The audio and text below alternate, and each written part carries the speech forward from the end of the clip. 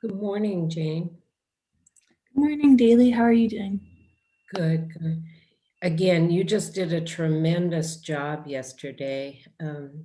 I can't believe that you managed to do all that. What you didn't ever sleep, I think. This is I went to bed very early the day before so I could get a few hours. But thank you very much for your kind words. I appreciate it. It was a long day, but it was a really good, productive one, working on some important things. So. Yeah. Joseph and Yo and others, I'm commenting on the good work that Jane did yesterday in the context of the FAO North American high-level expert meeting in preparation for the Food Systems Summit in 2021. So we had Indigenous peoples as well as a number of high-level individuals from the various different friends of Indigenous peoples in New York and in Rome, but also from within FAO to discuss issues to feed into the 2021 Food Systems Summit. So Jane facilitated and also co-led some of the all-day session, and that was one reason why we were late joining the FWG meeting yesterday. But she just did a tremendous job. So. Thank you so much, Daly. It was an honor to work together on that. It was a very it was very good, Jen. I have to recognize it's really good job yesterday. And yeah, of course, with Geoffrey. So it was quite good to see all IPs that presenting in the Food Summit. And we will make sure that as all the champion of Food Summit to make it much higher again. Yes, definitely. Hopefully this next summit will be a good one for Indigenous folks. Morning, Tiffany. Who have chicken? I'm having chicken. Just so everyone knows, we are streaming live, and so the meeting has begun. And we'll start recording now. Thanks. All right. Aloha nui mai kako, everybody. Thank you so much for joining us this morning, this afternoon, or this evening, wherever you are. My name is Jane Lokomaikai Keakua'au. I am the Vice Co-Chair for our team and the current Pacific representative, filling in for Andrea Carmen this morning while she's taking care of some important responsibilities in her community. I will note I'm meeting early in the morning and a little bit in the country, so if you hear roosters, that's just the chickens outside of my house. So it's morning here. But this morning we're going to start hearing from our sister Hindu on activity number 9, which is the consideration and engagement of Indigenous peoples and local communities in the UNFCCC policies, actions, and communications. The co-leads for this activity were Hindu and Alec. The concept note for the activity is online, and I believe we're going to get a link to it in the chat for those who do not have it with them. The 0 draft for this technical paper was circulated to members prior to our last meeting, FWG 3, and that version has been revised. At today's meeting, members are going to be asked to consider this revised draft paper, finalize it, and draft recommendations for consideration by parties at Substa 54. Hindu will be giving us an update, and I believe she also has some slides to show. So Hindu, I will pass the floor over to you. Thank you so much, Sister Jen, Jamwali, Jamnyali, on Fumodon. So I think good morning for you, Jen, and good evening for my sister Pasang and all the people who are in her time, and good afternoon for me and my brother Alec and the Bon peoples. It's really a great pleasure to be present the activity 9 on behalf of my brother and co-chair Alec. And also, I wanted to recognize the very, very helpful support of the Secretariat, from Tiffany to Chad and Marcel, who is in holiday, and Jeremy. So all of them really work very hard with us in these activities in order to make it, to make all those outcomes. So what I'm going to present to you today, it is the update of already what you know. So we discussed on it since the Facilitative Working Group 3, we adopt many of the activities, and then there are only a little bit of the update on the technical paper. So I'm going to share my screen with you now. I am an oral person, but why today I'm doing a PowerPoint? Because there are a lot of numbers, and it is really good to do not make mistake in the numbers, and all of you can see which kind of people that presented and participated in the activity. So I will share with you now. Just give me a second.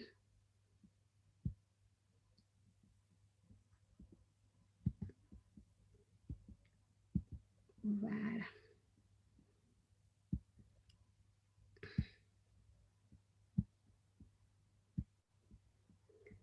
So I hope everyone can see my screen.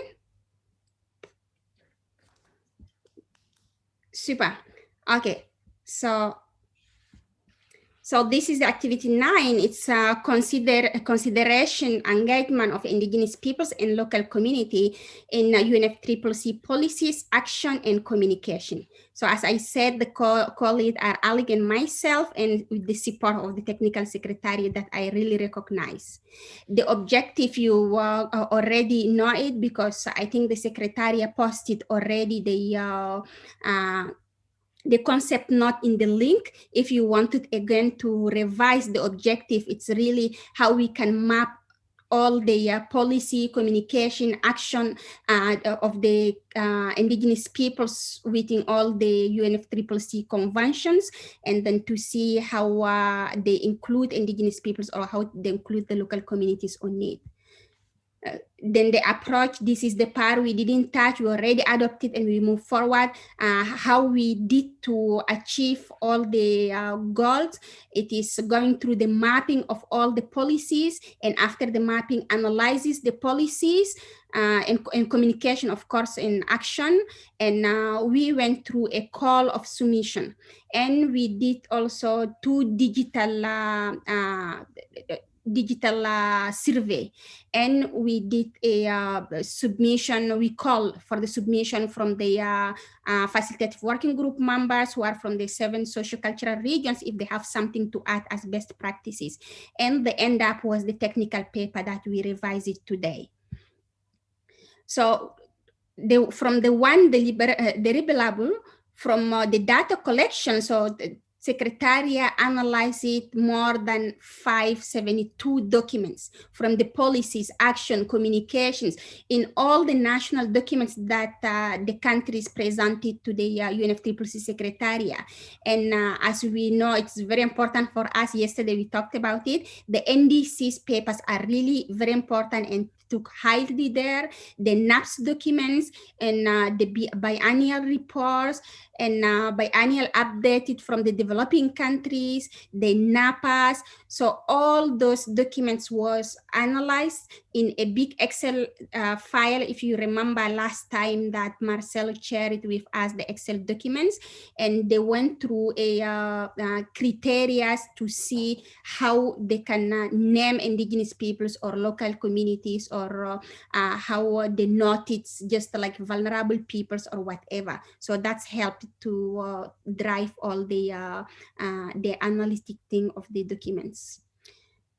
From the submission and survey, there was 6 submissions, if you remember from last time. So 2 from the group of parties, WASIS and European Union, 1 from Canada, and 2 from IP organizations, and 2 from other stakeholder organizations. So we got 6 of them, and then we know like writing thing and submitting thing, it's really very complicated for many peoples, and especially in this time for Indigenous peoples. But we got a very successful on this survey, because survey was translated into English, French, Spanish, and Russia. And then we got 35 parties that presented, filled the survey, and we got 220 from Indigenous peoples, local communities, and other stakeholders. So that was very successful. And I guess, I'm not confirming, because we translated through different languages, and because it is not too long or complicated to do, so it's easier for many Indigenous peoples and local communities to fill it. Then the update that we have to give is in this draft technical paper. So Secretariat worked very hard to put all the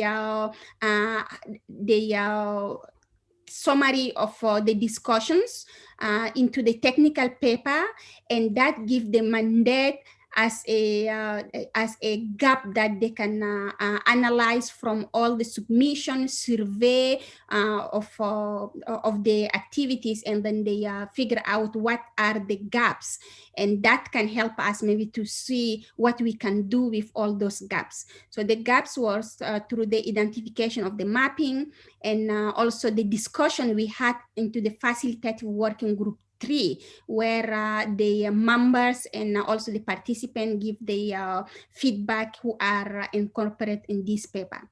So it is included some of the points here I'm going to highlight. So there are a low level of engagement with Indigenous peoples of local communities, and there is insufficient capacity building for engagement. Training is often just indirected. It's not just saying like Indigenous people's training or local communities training. It's really not focusing for us. And engagement and consideration are not included throughout the project or process. So just they are not saying like we need Indigenous peoples to participate on it. And when they analyze the document, you can see like how many countries that mention Indigenous peoples are vulnerable, or how mention it only Indigenous peoples or local communities are there or not. And there is a need for continuous engagement over time. So it's not just in one document that we can engage and forget in another one. The conceptualization of engagement with Indigenous peoples and local communities as a resource rather than as a process, so that might give the long-term engagement of Indigenous peoples. And failing to facilitate collaboration to disseminate expertise, and especially when we talk about the knowledge, about the conceptualizations of Indigenous peoples as resource person, so that's also are not considered in those documents that we analyze. So Indigenous people's knowledge and the traditional knowledge of the local communities are not also promoted, or they are not supported also in these documents. So the accessibility are a little bit difficult.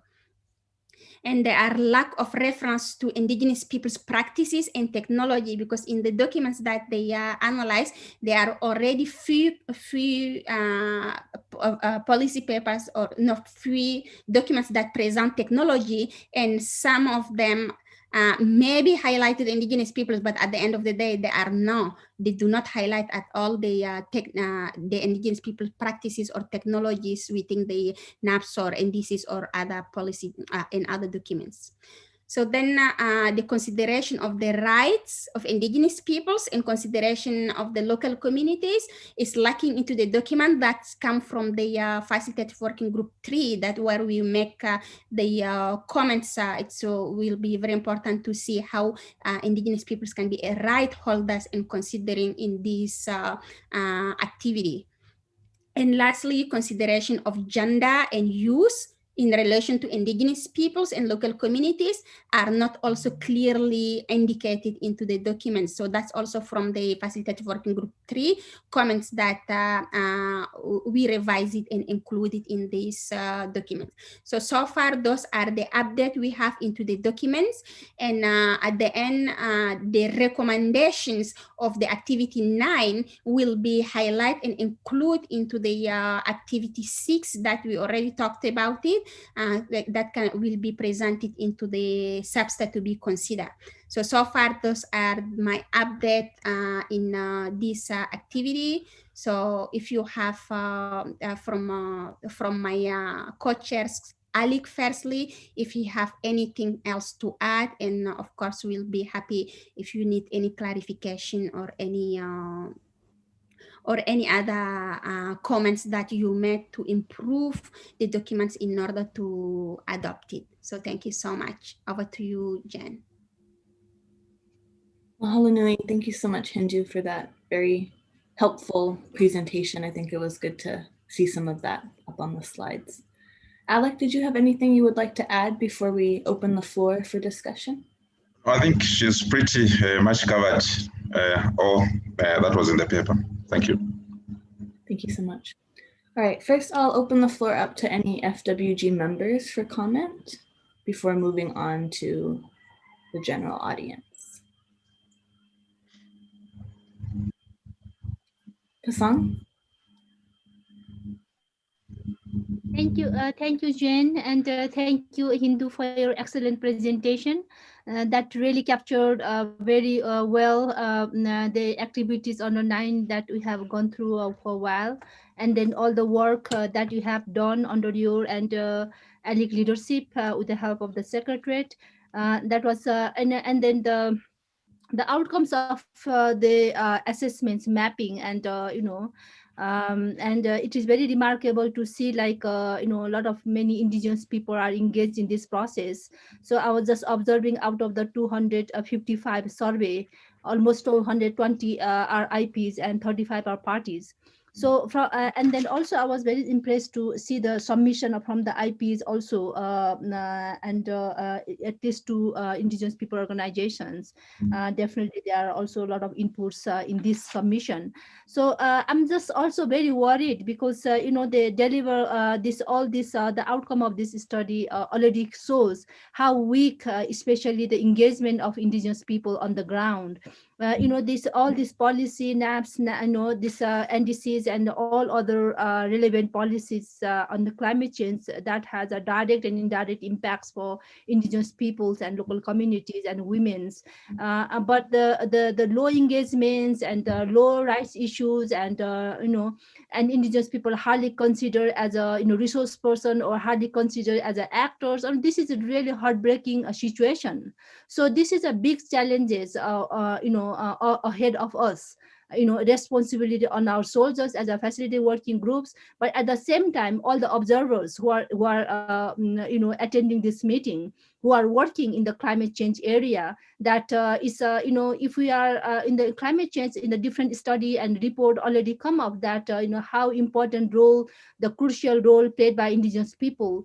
I was just going through one of the reports that clearly shows that 10% of the indigenous people's territory, which has been legally recognized, contributing almost 10% of the 80% of the biodiversity. So that also shows that if you recognize the rights of indigenous people over their ancestral domain, the customarily managed forest, there is a more impacts for the conservation of the natural resources, ecosystem, biodiversity that are the fundamental for the climate change adaptation and mitigation. But when this outcome of this policy analysis shows the right issues is very weak.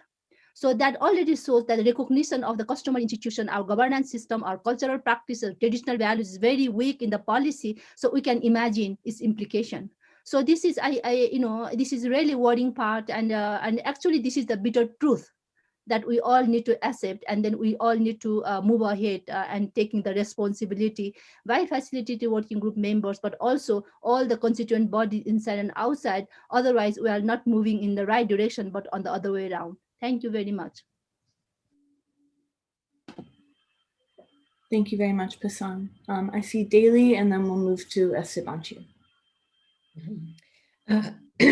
First of all, thank you very much for the work so far. And if I understand correctly, this remains a draft, and that there's additional considerations, including the comments that are being offered now. I think that it's important, as to what Pasang has just said, about the reality of the lack of engagement. And that's where my comments are really focused, is that engagement really needs to be identified as a process. We need to also acknowledge the role of states in terms of the creation of the space, as well as the mechanisms to ensure Indigenous people's engagement. So it's, I suppose what I'm saying really is that rather than engagement simply characterized as an outcome, that some of the ways in which Indigenous peoples can offer their views, perspectives as rights holders, as well as engagement, needs to be emphasized, rather than it simply being, an outcome.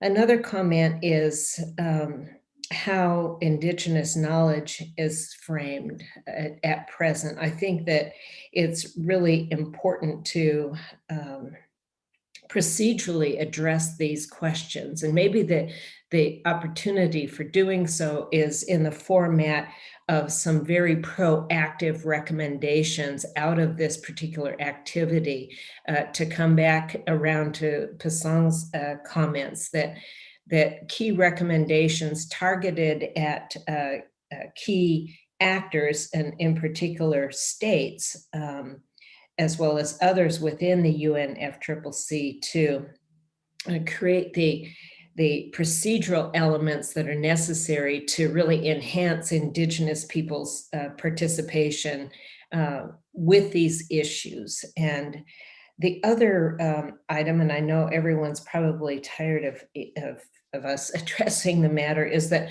similar to activity 4 and how we characterize the distinction between Indigenous peoples and local communities, I think that this is important because of the numerous references and how significant this space for Indigenous peoples to influence outcomes.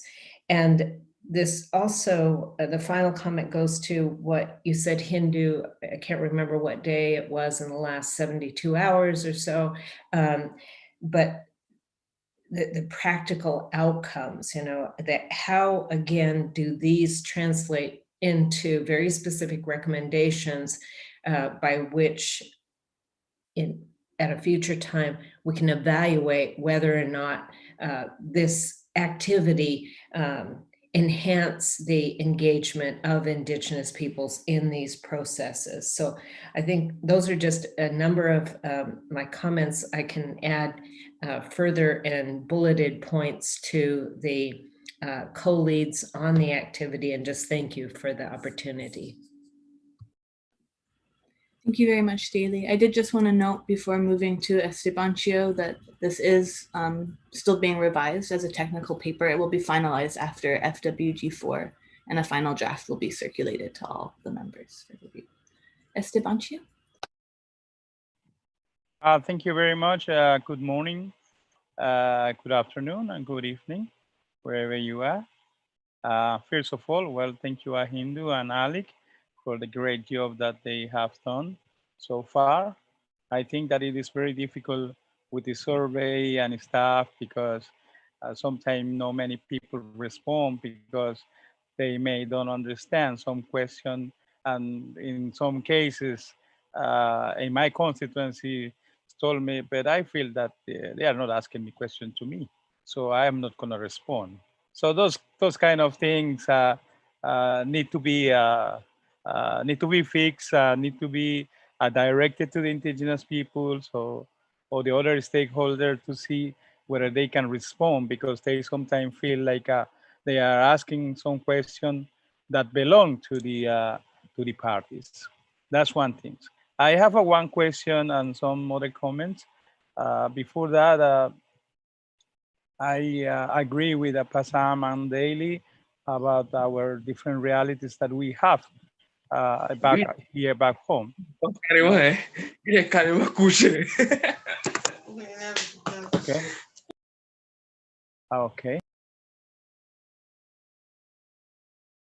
Okay.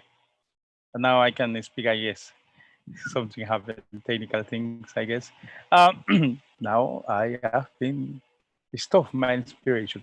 Anyway, I just what I want to say that, for example, when I see many of the many of what they found in the survey is this is our reality.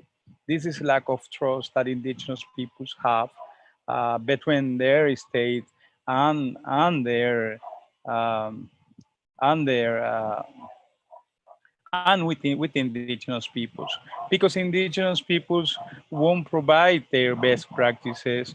They will be practicing back home. Many people will know, they will be sharing with other indigenous peoples, but they won't be providing to the rest of the population because they don't feel that they have the proper framework. And especially when Daly yesterday talked about the human rights framework, human rights approach, I think that many of the in my region in Latin American Caribbean, they want to have this. They want to have a human rights framework, and they want to have a human rights based approach when they are doing any specific project or process that they have been uh, doing during this work that they have. So that's one thing that is what it is the result, or it is the outcome that we are seeing.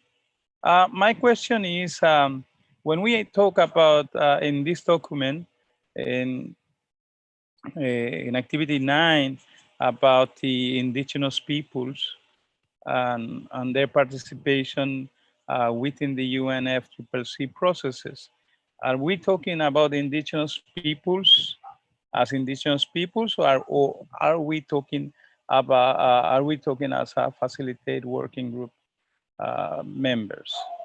That's what I want. I want to have clarification on this, because for me, I have been more than 10 years in this process of climate change, in the negotiation of the UNFCCC, and we have probably difficulties really to participate fully and effectively within the processes of the UNFCCC. And now that you guys working on this paper, it is important for us to know why we didn't have these facilities to really engage properly within the UN process or the UNFCCC processes. That's what I would like to probably see later on, as Jane said, that we're going to have another document more clear with some other recommendations. So this is thing. The other things that when we talk about the NDC's national contribution determined, I think that we have been talking about this since Macarage, and I still remember, and I have to accept and recognize that with some parties, we have made some improvement of indigenous people's participation since Macarage. But also, we have realized since Macarage, when NDCs came out, there were no indigenous participations in the development of the documents. And now I understand, or I've been reading, we only have 17 documents of NDCs. And maybe probably two documents from countries that they have NDC implemented, but the rest. So when we talk about Macarage, I think that we're talking probably how many years? Probably almost 4 to 5 years. And nothing has changed. How we make this mapping process, try to support this kind of processes, try to push and try to have a proper participation, and full and effective participation, because we have to be very clear in participation word. We don't want to be sitting and listening. We want to be providing input. We want to be exercising our rights to develop as indigenous peoples. That's one thing that I would like to state today, and also as daily just stated before, and I also maintaining this. I smile because I also thought to express that again. When we talk about the some other activities and 4, 6, 7, that for us, everything is interconnected. And for example, if we want to see really the rights of indigenous peoples reflected at national level, then we need to have a mechanisms at national level as indigenous peoples. If we don't have that, that's gonna be difficult. Maybe we're gonna be talking virtually here, but at the national level, we won't have anything. If we want to provide trust, confidence to our authorities, then we need to start really providing channels, mechanisms, platform at national level. Thank you. Sorry, Jane, going on and on. Thank you very much. No problem at all, Estebancio. I believe Eli wanted to speak as well. Elias? Thank you, Jane, and thanks, Hindu, for that really good introduction to this paper.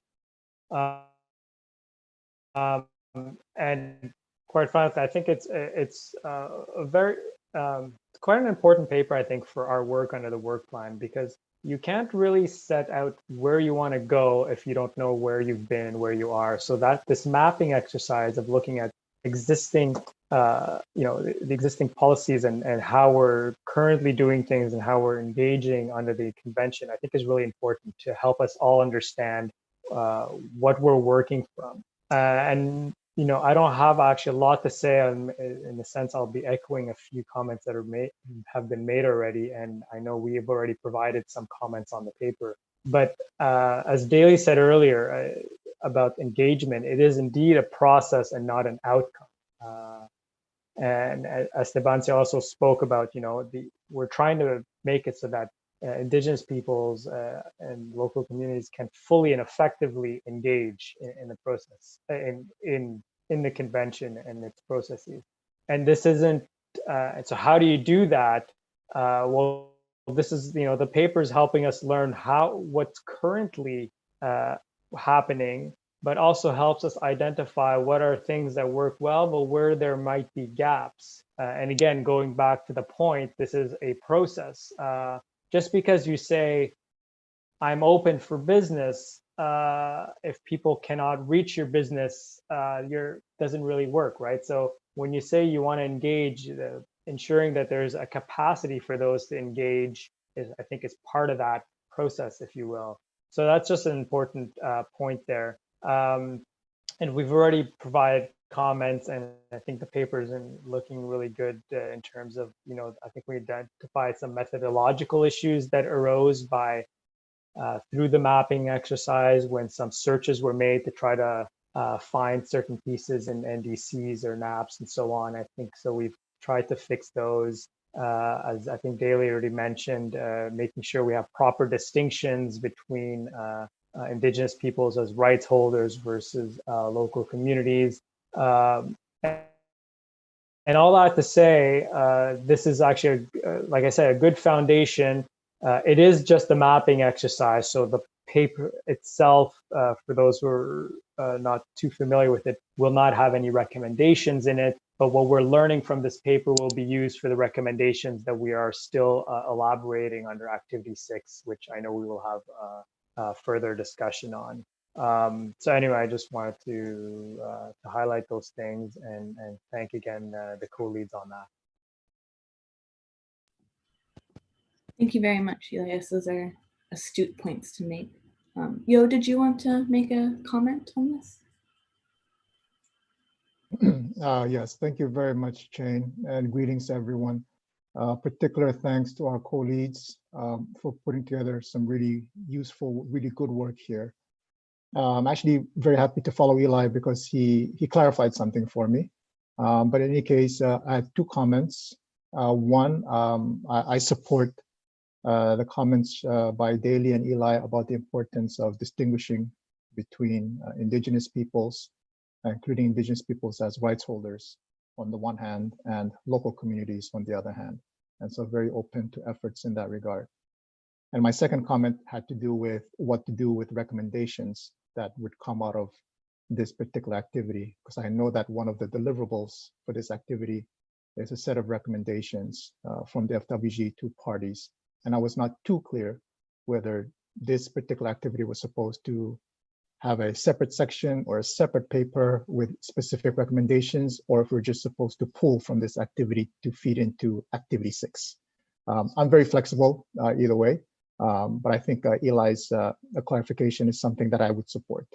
So we just need to make sure that we read all the different documents that will feed into activity 6. Thanks. Thank you very much, Yo. Hindu, would you like to respond? Thank you so much. I wait if there is anyone else from the Facilitative Working Group who wanted to make comments before that I respond.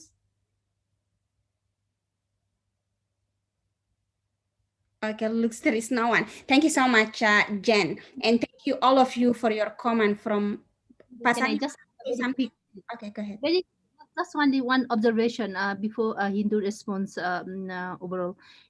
So I was just curious, like the out of the total survey, even not there's hardly 35% from the parties, not even 25% like that.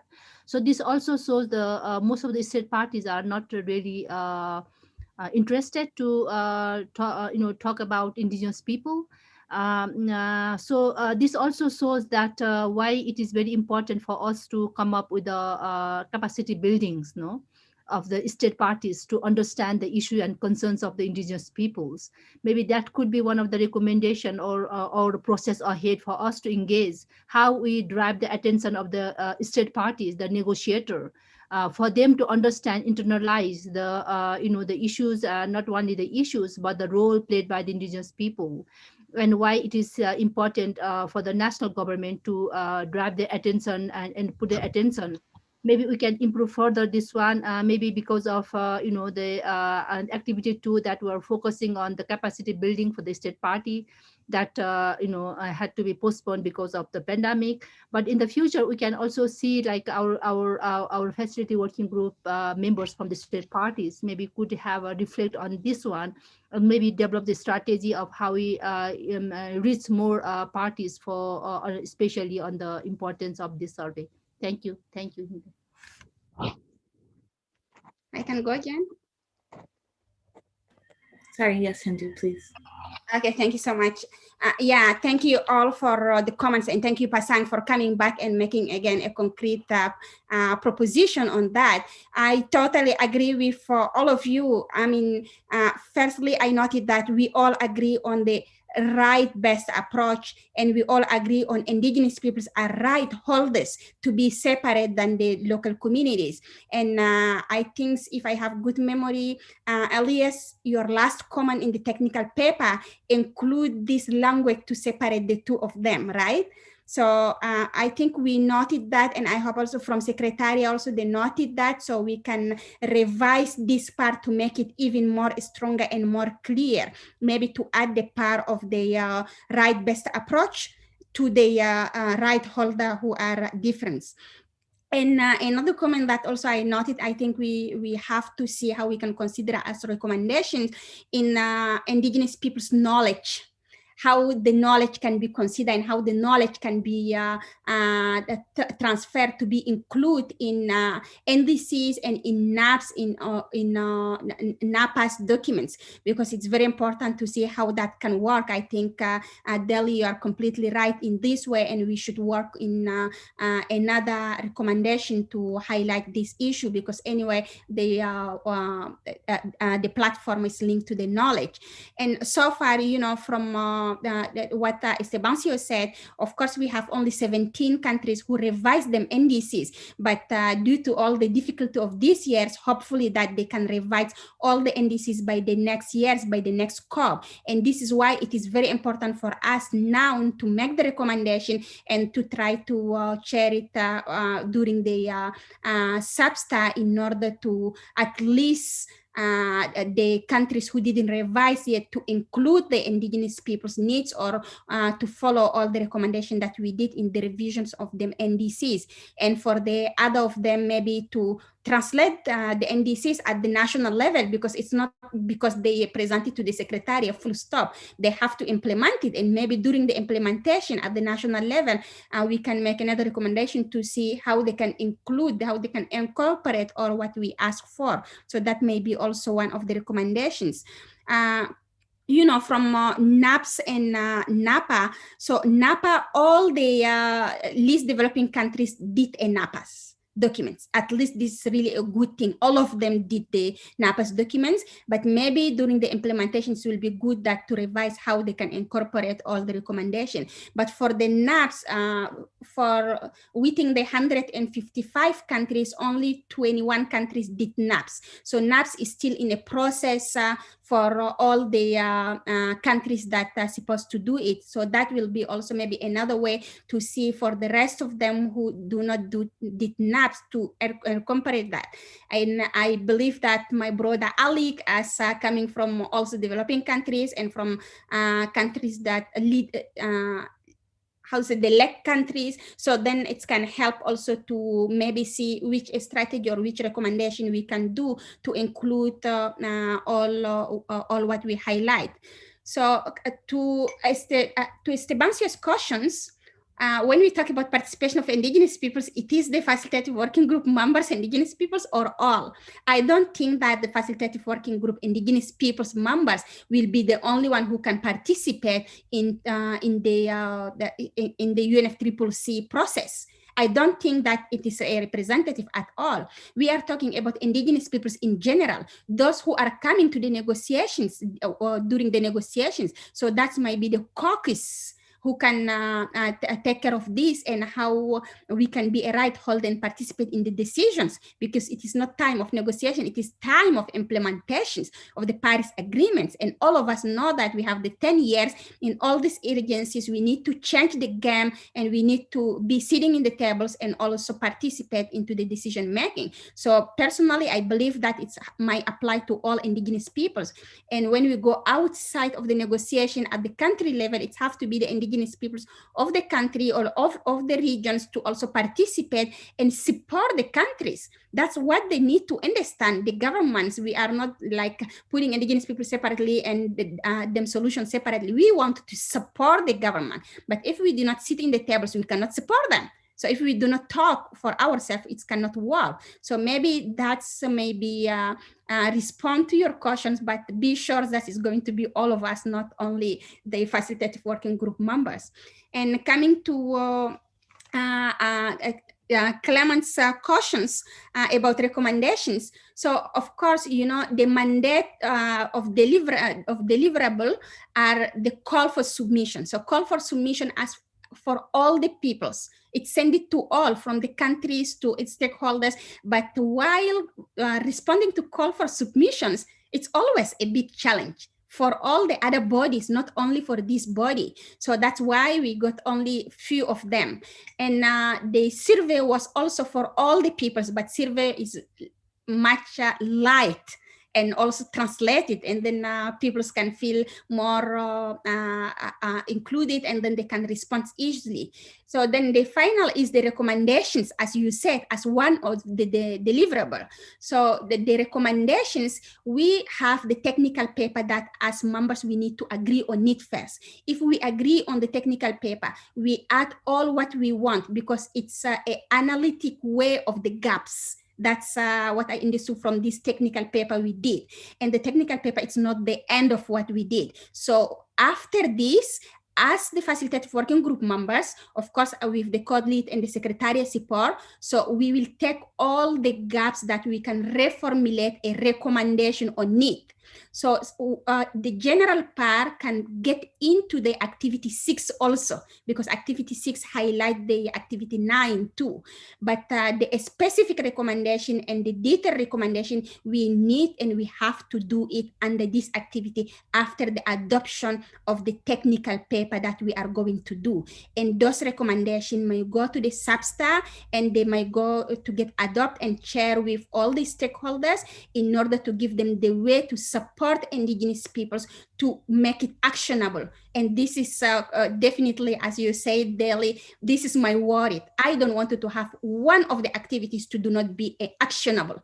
Otherwise, we are going to repeat the same mistake, producing the report, producing the paper, and like people like Hindu who can get out from chat, speak English, can participate. And how about my grandmother? How about my cousin? How about the rest of the people who do not speak, who do not read the report? And even they cannot eat the reports when there is hunger, and then they cannot use the reports to prevent from sea level rising or whatever. But what we want, how the report can help to produce a concrete recommendation, and how those recommendations can help to drive a concrete action as project, as program at the national, at the local level. So that's what I wanted to assure you, and I hope under your leadership as co-chair, so you can help us to make those recommendations as detailed and as oriented to even private sector, even stakeholder, even government, even Indigenous peoples ourselves,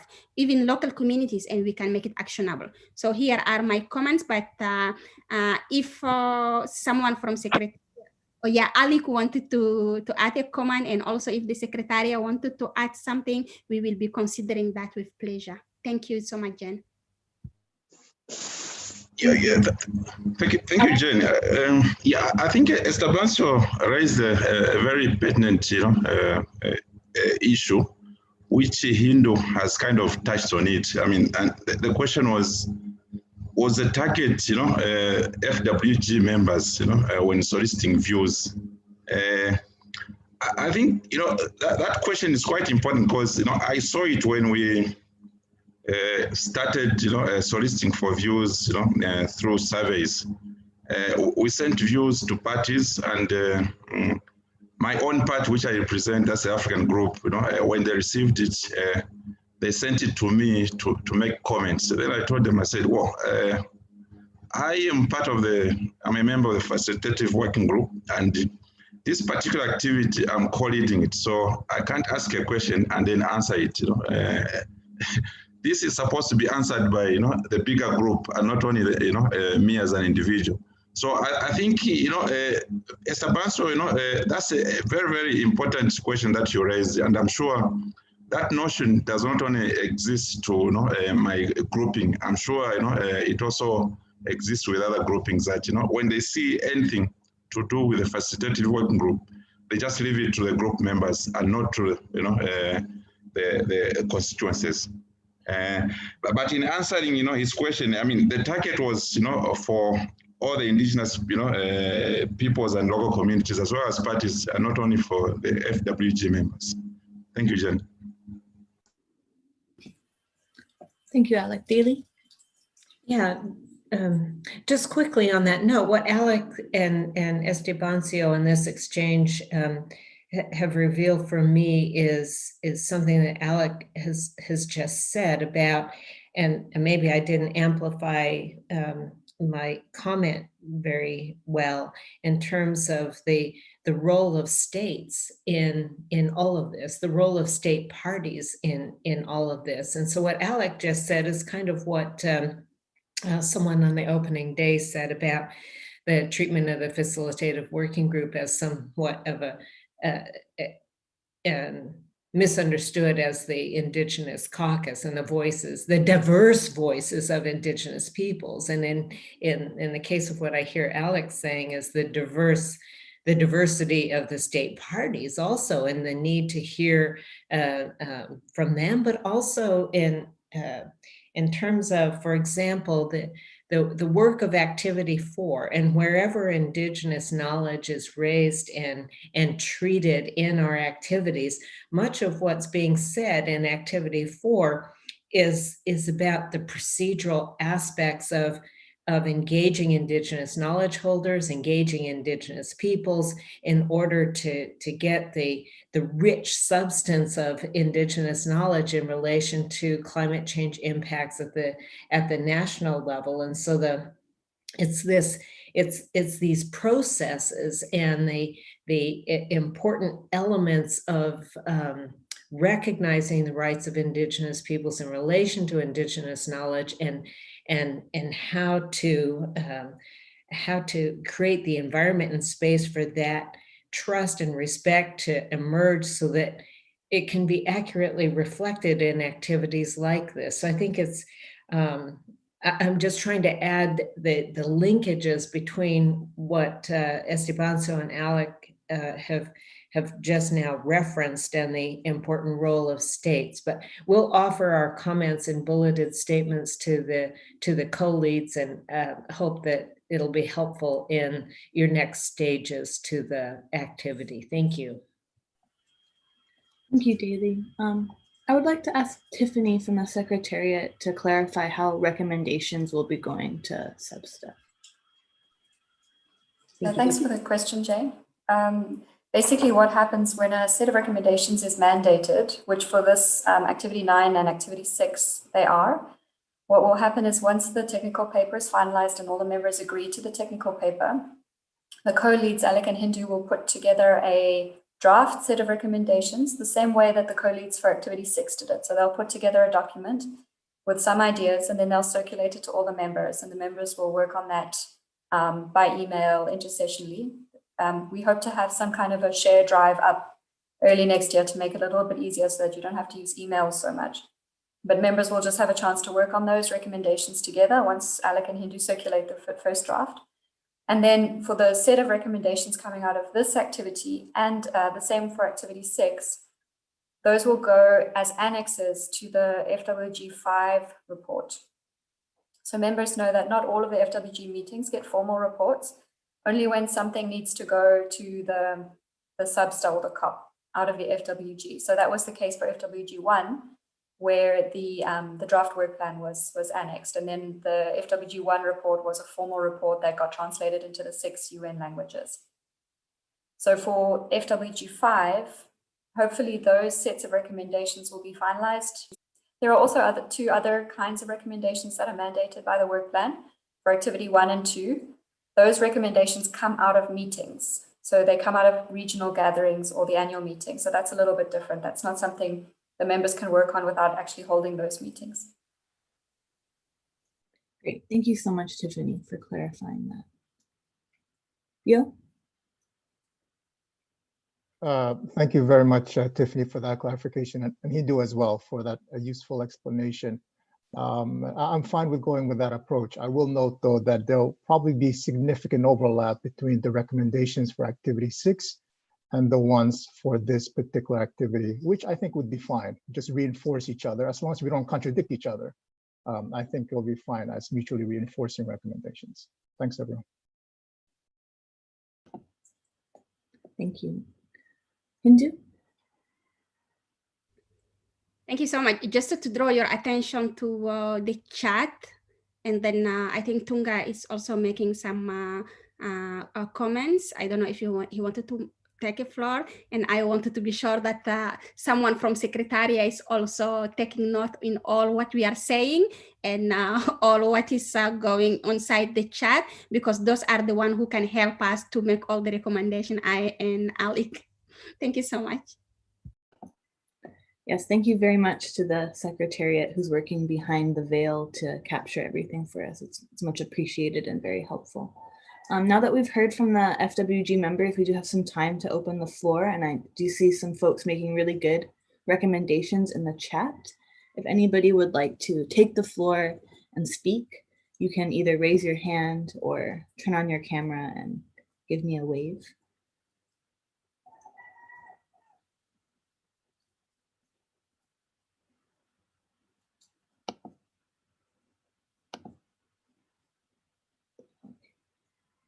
Tunga, did you want to speak and share your intervention verbally?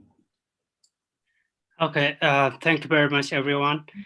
Now, I put my comment in the chat box, chat section, but also thank you for this opportunity to make some of my comments.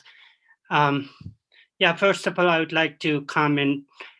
I think this technical paper should also capture how the state parties or how these how all the documents and all these analysis has captured the substance of the issues of indigenous peoples, because it's not sufficient to see only the process, how many indigenous peoples and local communities are engaged and how many have participated, how many meetings and so on, because this is just one way of looking at things. But most important thing is that how the issues and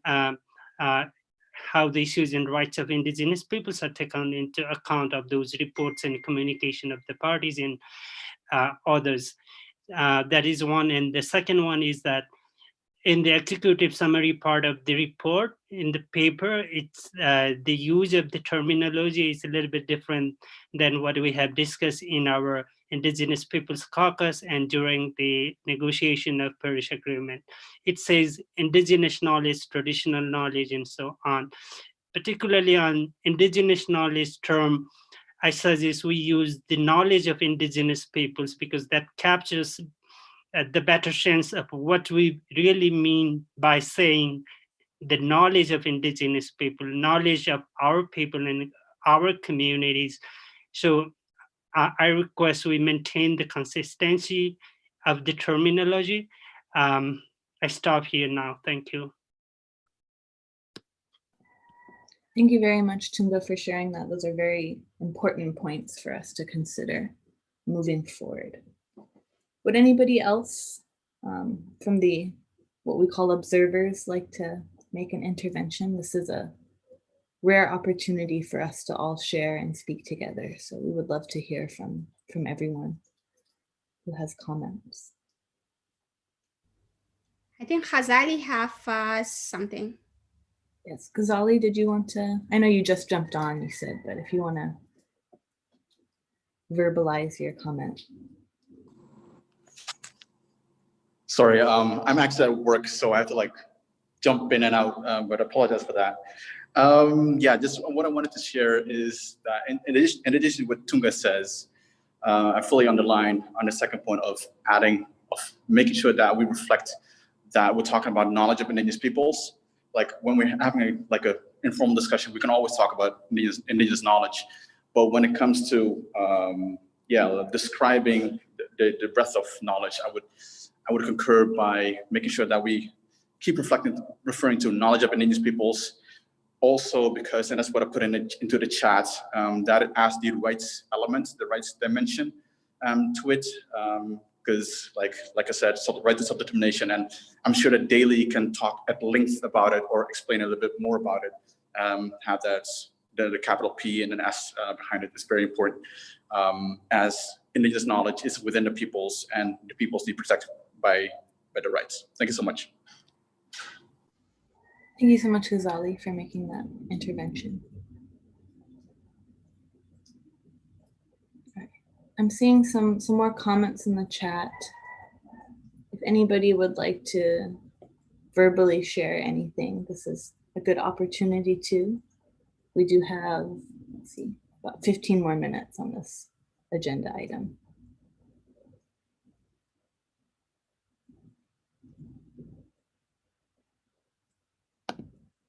Right.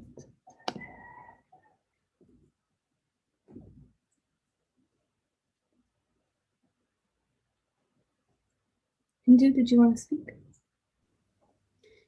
Yeah, I'm so happy that we are gaining time in this activity. So I wanted to request to all the peoples, if some of them cannot talk, maybe please share your comments on how we can improve better this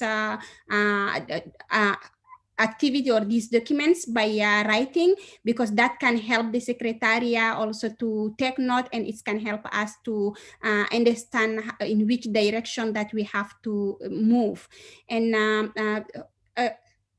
what I want to say, yeah, and also don't forget, because the activity 6 seems very important for me too, because we have to put all the big recommendation together. So if it's going to the activity 6, please let us know. Then if you wanted to be just in activity 9, let us know, and then at least we can have the big recommendation all together. And we know that many of our brothers and sisters that from Asia and Africa is still not joining the Facilitative Working Group online discussions, and of course Pacific also. So that's really very important for us to see how with the Secretariat we can coordinate to share maybe those draft documents with our people back in order to come back with the recommendation, because we are not doing it just for the people who can get access to this luxury of online discussions. We wanted to do that for those who do not get access, either from the time difference or either from accessing to the internet or electricity or whatever. So if the Secretariat and of course with the support of all the Facilitative Working Group members wanted to think on this way, how we can make it much inclusive, so that can be very helpful. I think I can make that really, really very strong. And it is not only for Indigenous peoples, but it can be also for the government, because I know how it is very important for the developing countries to get access to the virtual UNFCCC meeting. And I have a concrete example from my own country and from the neighboring countries. So we need really to find another way to make those activities work. And finally, we went very fast in all the emailing, in all the thousands of emails a day, a weeks, and all the information that we are sharing. We need to get a break. We really have to get a break and make the things right. The important is not just like the number of documents we produce or the number of meetings we have. The important is the substance that we are delivering, how it is inclusive, how it is participatory, how it can make what we are doing a response to the needs of our peoples, to the needs of our planet. So if we can have this timeline in a good way, respecting all what we wanted to do, it will be much helpful. Thank you again, Jen, because there is time. No one raised the hand. I wanted to make these points as I can use this time, but I'm seeing some other people who wanted to talk. Thank you again, Jen. Thank you so much, Hindu. That's a very important point to make. I'm seeing from the chat that Deb Morrison from ECOS would like to speak. Good to see you, Deb. Yes, thank you. Thank you so much. And thanks to all of you for all the work that you put in on the Facilitated Working Group. I just wanted to name some of the things that have been going on in the chat verbally, maybe in terms of the work that others than yourselves, I think, need to do now, and to take all of the learning and work that you've done to think about what I believe Pasang named of really figuring out how it is that we can support states and policymakers to do the learning they need to do around Indigenous rights, and scientists, as Freddie had mentioned in the chat, scientists and others, so that when this work is taken up more deeply inside the breadth of work in the UN and the IPCC and other areas, that it's done in a respectful and rights-based way. So I think the work that you've done is really foundational to help that. But then there's an enormous amount of work now, I think, that education, communication, outreach folks need to do to make sure that policymakers and state leads are actually learning what they need to learn so that these relationships are equitable and appropriate and respectful. Thank you so much, Deb, for flagging that. I saw some folks discussing the matter in the chat, and I think that's important consideration to keep in mind, that we're not just looking for our own opportunities and avenues towards progress, but need to actively reorient some of the folks that are in this space. Pasang, did you want to make a comment? Thank you, Jen. Yeah, thank you, Dave, for making interventions on, especially highlighting on the education and communication and exchange of the experiences. I think that's the part where it is very important. The crucial role would play to develop the level of awareness and capacity buildings, especially on the issues and concerns of the indigenous peoples. We have been going through for a long journey with a set of mind that with the Western values and the modern educations that hardly consider the values of indigenous people. We cannot blame anyone, including the state parties. I just consider myself in the context of Nepal, that I have been when this the article the activity 9's the assessment were going on, I was calling my own the state parties, have you feel up like that, and I could see the interest was not there. No, I mean, like they promised, but I'm not sure whether they have feel up or not. But the interest is very, very important, that for us, I mean, like maybe we can start with one step. The 1,000 miles start from one step. So this group, FWG group, and our team and all our observers who have been joining this one, if like we can see 101 here, but if we could start stepping one for increasing the level of awareness on the values and contribution of the indigenous knowledge, our cultural practices, that very important to start it even through the indigenous curricula or education materials, communication. Maybe one day it will change. No, it takes time. Like in the context of Nepal, like after 1950s, almost for now almost 50, more than 50 years. We have been educated in such a way that we never value our indigenous way of life. So just one suddenly that you want to make your teachers or your professors or state parties give a value to the education. Obviously it takes time, but for that time it's a time for us to already to move ahead. And I'm glad, like our one of out of the 12 activities, the third activities talks about the indigenous curricula and exchange of knowledge and education and communication, and ECOS is the collaborative partners for this one. And definitely these policies is it will be kind of a joining with all the outcome of the different other activities also. So since we are moving ahead with the activity 3, hopefully in FWG 5 we'll have more substantial outcome of the study, and that will be really helpful for us to move ahead as we aim for valuing the indigenous knowledge, and with the help of the all the negotiator state parties and also different agencies.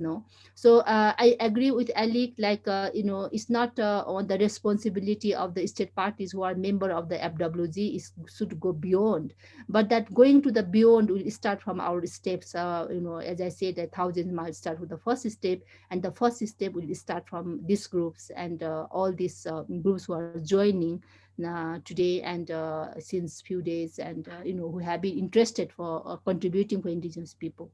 Yeah, thank you. Thank you very much, Pasang, for highlighting that. I'm seeing in the chat, Ghazali just wanted to flag the very valid shared concern by other indigenous peoples that FWG can be moving very quickly. So I think that is a concern to others as well, commenting back on Hindu's point.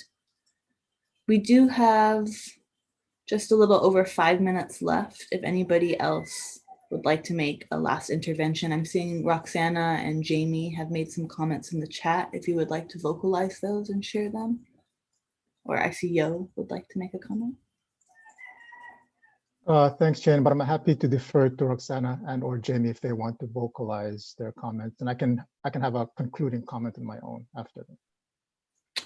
I'm not seeing a hand raise or anything. Roxanne or Jamie, did you want to make a comment? I can go. I'm Jamie Haverkamp, and I'm calling in on the meeting as an observer. I guess I'm sorry I can't turn my camera on. It's a little unstable bandwidth here. I guess I'm concerned. My work has largely been in the Andes, and I've noticed a lot of extractive nature to the way Indigenous knowledge has been taken up by the government and by officials, by state actors in particular. And so I'm a little concerned about putting forward. I understand the importance of Indigenous knowledges and what's coming forward and the need to work with Indigenous communities and their wisdoms for climate change purposes. But I'm concerned about the protection for Indigenous peoples around taking things that are not just knowledge objects, but are wisdoms and embodied in place and in peoples, and how they'll be protected, or how recommendations might go forward to afford them protections in these very, of uneven power relations between Indigenous peoples and their states, or the UNFCCC. Thank you. Thank you, Jamie. That's actually a sort of concurrent or ongoing concern that we've continually raised in relation to just about every activity that we have. Issues of ensuring our free and prior informed consent rights are key to us. And I know that all of us, as especially the Indigenous members, are working to our best to ensure that there are protections. Daly, did you want to comment on that? Yes, just to quickly comment, in fact, activity 4 is important in this context, again, in terms of the treatment of Indigenous knowledge, and specifically the forthcoming January 21 training workshop under activity 4, co-led by myself and Eli, will focus upon the ethical and equitable engagement of Indigenous knowledge. And here it is really about the procedures and the mechanisms to create the intellectual space between state party members and others, and Indigenous knowledge holders, and ensuring that the rights framework is squarely understood, so that there is greater equity, ethics, fairness, and justice in relation to Indigenous knowledge. So I just thank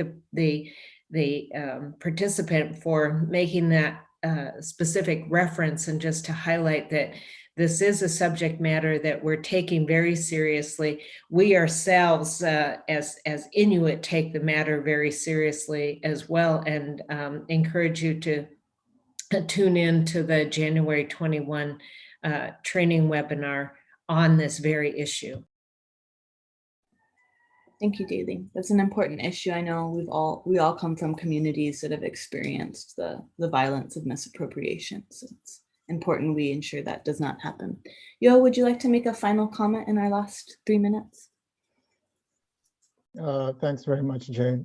Final for me anyway. Just to briefly support the comments made about the importance of reflecting, among other things, free, prior, and informed consent and related rights and considerations throughout our work. We've begun making that effort in the 0 draft for activity 6. The set of recommendations, there is a reference to FPIC there, but it can definitely use some more enhancement as desired by the members. And eventually that document will be opened up for more collaboration and input. So looking forward to those contributions. And my last comment, I think there were some comments made in the chat about the pace of the work of the FWG. I very much appreciate those comments, and I echo what Hindu said about the importance of quality over quantity, to make sure that we do something substantive and of good quality. Unfortunately, this year, we've had to condense a lot of our work as FWG because of the pandemic. We initially were resistant to having virtual meetings as FWG. And we also have a condensed timetable anyway in our initial 2-year work plan. So we've been trying, I think, as much as we can to do the work mandated to us in the period that we have. But we should all, in my view, keep in mind the importance of consulting as widely as possible for all the inputs for our work, including with our important contributors who are present here in this meeting, and feed in that contribution in a timely manner. I look forward to working with everyone in that spirit going forward. Thanks. Thank you very much, Jan. All right. Would anybody else like to make final comments before we close for a quick 15-minute break?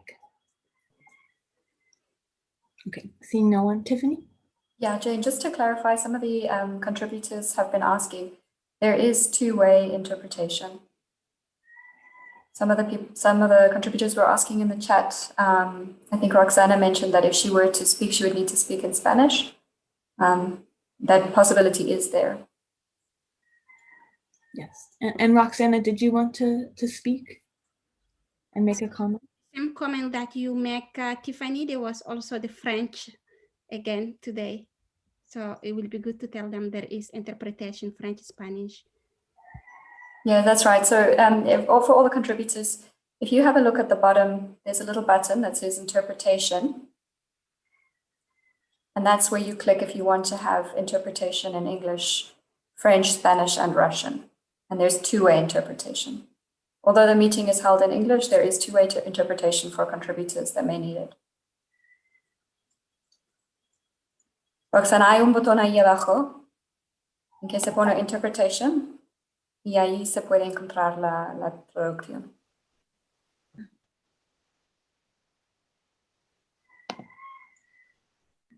Hola, muy buenas tardes, buenos días a todos y todas. Muchas gracias por el espacio y primeramente darles las gracias por todo el trabajo que vienen haciendo, es un arduo trabajo. Y bueno, lo que me preocupa de todo, de lo que se está tratando sobre todo en el punto 6, es cómo es que, bueno, lo que he visto y lo he vivido también es que muchas veces llegan así proyectos y muchas cosas. Lo que pasa es que a veces no existe como tal una retroalimentación. A veces hay proyectos, pero más los dejan ahí, no hay un seguimiento, y en otras ocasiones lo que pasa es que simplemente se apropian de los saberes, de los conocimientos de los pueblos indígenas y no hay como un beneficio para las comunidades. En ese sentido, muchas personas, ¿por qué es que sentimos esa desconfianza, ¿no?, de brindar conocimientos? ¿Por qué pasa así?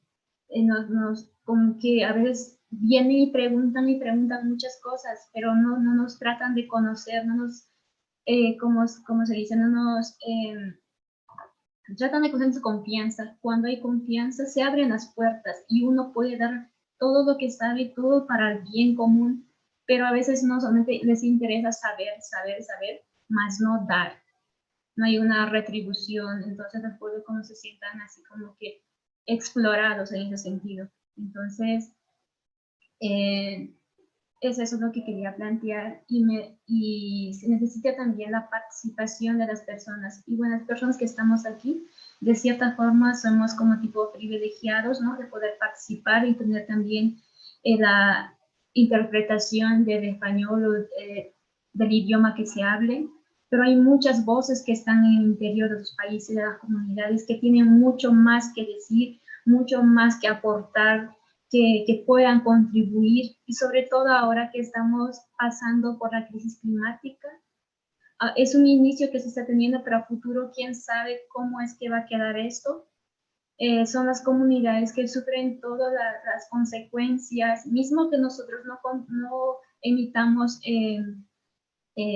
contaminación como tal, pero somos los que estamos recibiendo los efectos en nuestros alimentos, nuestros cultivos, porque nosotros vivimos prácticamente de la naturaleza, de lo que ella nos provee, y es lastimoso y doloroso observar a las comunidades, a los campesinos, todo la variedad que tenga, que no puedan producir sus propios alimentos, y se ven frustrados muchas veces porque no ven cómo es que van a producir o qué va a ser de ellos más adelante, y sienten esa preocupación, necesidad de apoyo, pero a veces los gobiernos no los apoyan, los dejan de lado. Al contrario, existe invasión, deforestación, contaminación, despojo de los territorios, violencia en sí de los propios derechos humanos. Entonces, si bien es cierto, en los últimos años pues se ha ganado de cierta forma los derechos, ahora estamos con el tema de la igualdad de género, pero eso es un proceso que se pasa, un proceso, una lucha, sí, pero no, que en las comunidades llega así muy tarde. Y siempre pedimos justicia, pero la justicia a veces demora, y peor todavía si en los países existe lo que es la corrupción, ¿no? Pasan por encima de nosotros. Entonces, muchas de las comunidades, de las personas que son afectadas, tienen que recurrir a entes internacionales para que puedan ser escuchadas las voces, para que se pueda hacer realmente justicia, porque en los países lastimosamente no las hay, no hay protección, amparo. Ay, perdón, me extrañé, muchas gracias.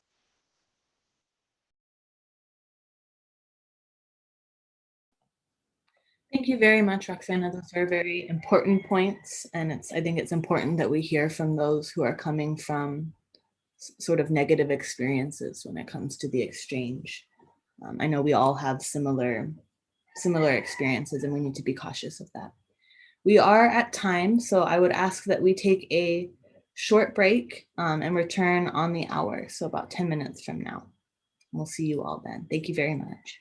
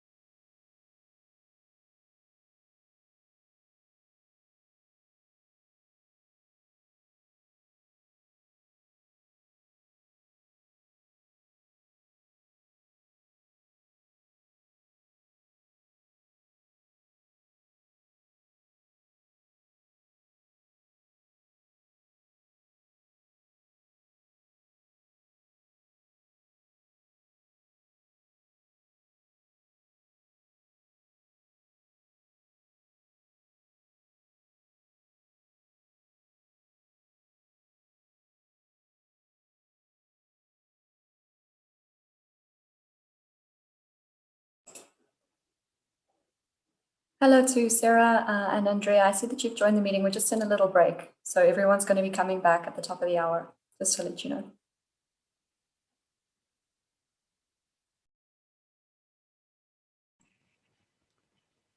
Hi, Tiffany, are you still here? Hi, yes, we're here. Everyone's just gone on a short break and we'll start again at the top of the hour. Yes, it's Radion. I just would like to check if I can share my screen or just, is it possible to check some kind of technical issue now or we can start later? Hi, this is Andrea. Can you hear me? I'm calling on my cell phone while I'm driving back. Hi, Andrea. Yeah, Hi. we can hear you. Everyone's on a break. Yeah. Okay, I'll just listen in to the rest, you know, so I can hear what's happening. Okay. How's it going? Is it going all right? It's good. We're still live streaming.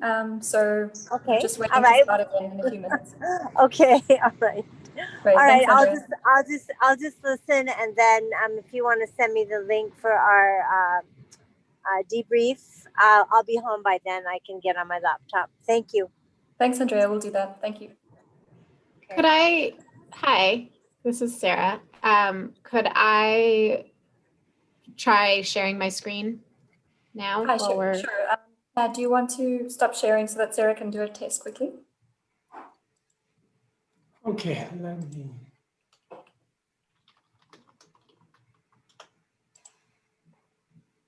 Okay, go ahead, Sarah. Have a look if you can share. It says host has disabled participant screen sharing.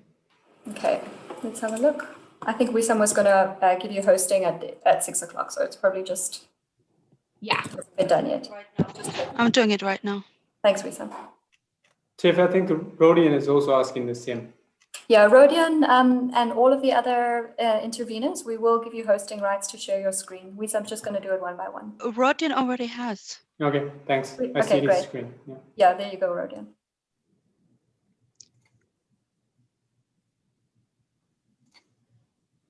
Yes, thank you. It seems it works. It works well, yeah. Thanks, Rodian. Thank you. I still don't have access, it says. Okay. It'll take a minute. Okay.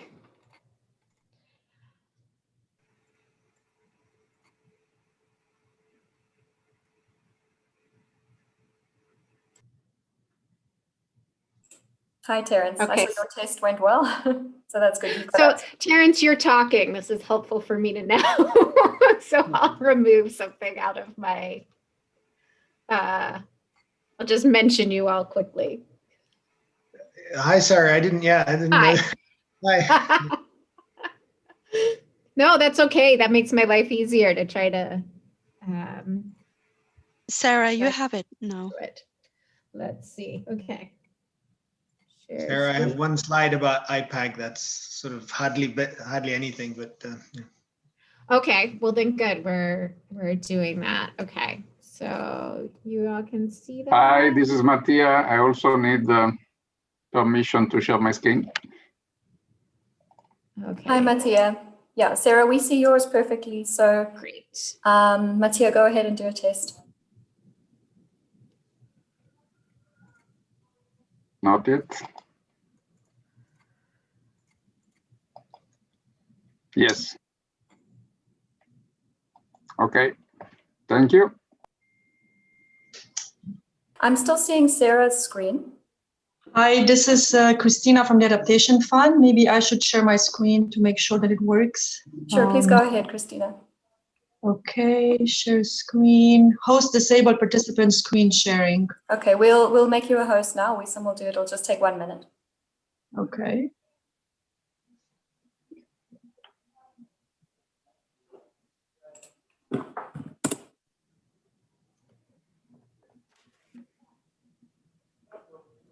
Mattia, have you done a test? Yes. Okay. I think now I can. Very good. Thank you. Okay, thanks, Mattia.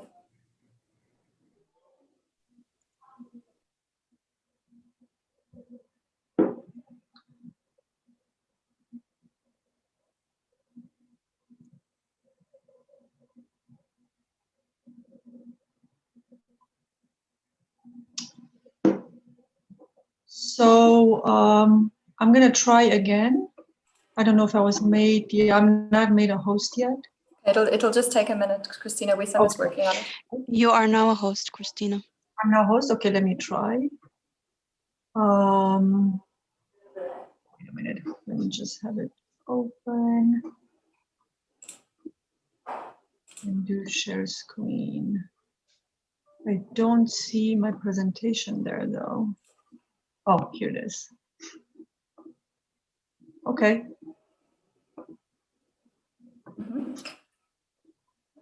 And then if you can just go into presenter view so that it's bigger. You're sharing, you are screen sharing. Yeah. So we can see your screen well, Christina. You can see it? Okay. That's perfect, yep. Okay. Great. So stop sharing, yes. I don't know who goes first. It'll be Juan first, followed by Sarah, and then the rest of the list, the co-chairs will announce.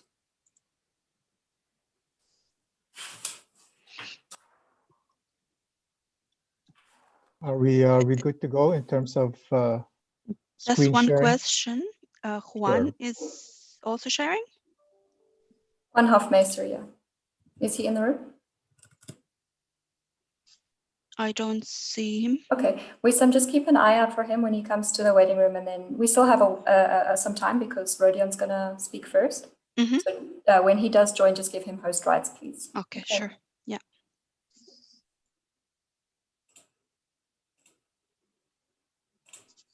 The order of speakers will be Juan, and then Sarah, Terence, Mattia, Christina, and then Morse.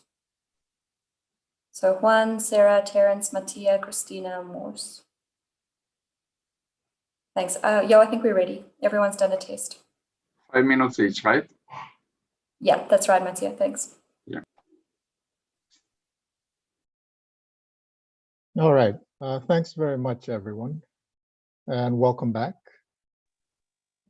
For the second half of today's meeting, we will discuss activity 11, which is on mapping and reporting on existing funding within the UN system and identifying additional funding opportunities for the participation of Indigenous peoples and local communities from all regions related to climate change.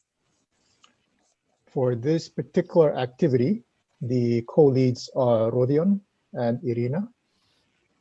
My understanding is that the concept note for this activity is online, although I will kindly ask the Secretariat to, yes, so the Secretariat has posted a link in the chat for the concept note online.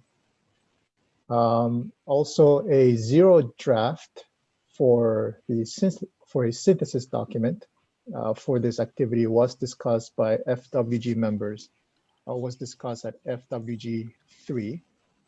And the draft document is also posted online, and the link for the draft synthesis document has just been posted in the chat by the Secretariat. This version takes into consideration revisions that were suggested in FWG and intersessionally. Rodion, as one of the two co-leads for the activity, will give us an update on the activity. Afterward, I encourage members and participants to share any additional comments you might have on the draft synthesis document so that we can try to finalize the document intersessionally. Members are also invited to share additional ideas that you might have to enhance the online tool in connection with this activity. And of course, we welcome feedback from contributors present with us here today to pose any questions and make any comments that you may wish to make. I will note that at the end, in the second half of this initial part of this discussion, there will be presentations from 6 representatives from different entities. And so we have a little bit of a short period of time to complete our work. And so I kindly ask everyone's adherence to any time suggestions that we might have to progress our work. On that note, I'd like to turn the floor over to Rodion to update us. And I understand you have some slides. I see you, Rodion. Go ahead, please. Yes. Hello to everyone, and thanks to you for giving me a floor. And it's a great pleasure to deliver a report. And and first, I would like to thank my colleague Irina and Secretariat for the hard team working and fruitful cooperation. And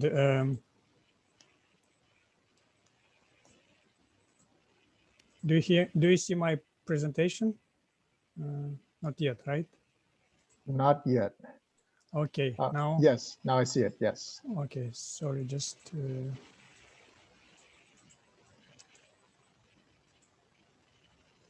Great, thank you. Yes, it was not easy task, I have to say, because of some reason. It's a cross-cutting issue, very relevant to most of the activities. And of course, resources and fundraising are very attractive deal, but also still very challenging one from different prospect, access, and expectation. So in activity 11 of the LCIPP, initial 2-year work plan, aims to map and report on existing funding within the United Nations system and identify additional funding opportunities for the participation of indigenous peoples and local communities from all regions related to climate change. And this activity aims to map funds at different levels that are accessible to indigenous peoples and local communities related to capacity building and education, and also adaptation and mitigation.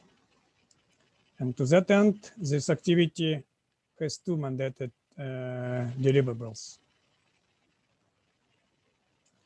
The first one is a synthesis document already articulated through our chat box.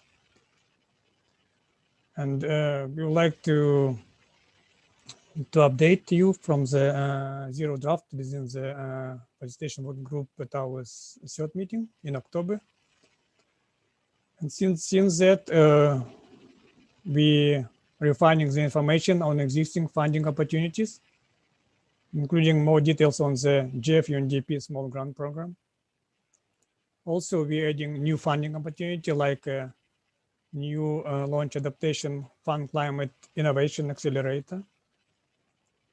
And also to explore additional avenues for indigenous peoples and local communities to learn more about the existing funding opportunities and also in terms of access. And also to cover additional and relevant resources, including like GEF Academy, a learning initiative designed to help enhance capacity to engage with GEF. And the second mandated deliverable of this activity is also quite crucial, focusing on online tool, specifically on funding. And the landscape of the funding opportunities evolves over time. And the synthesis document only provides a snapshot of the current state.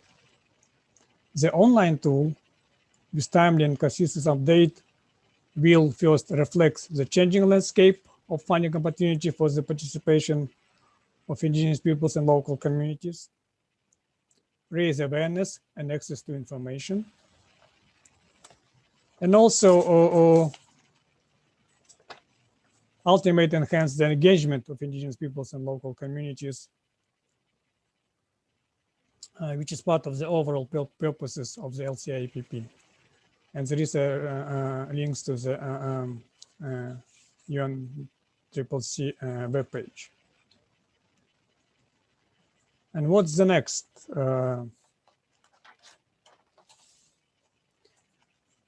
We jointly with Irina in support of the Secretariat looking forward to have a today discussion and integrate the results and to finalize later this year the draft synthesis document.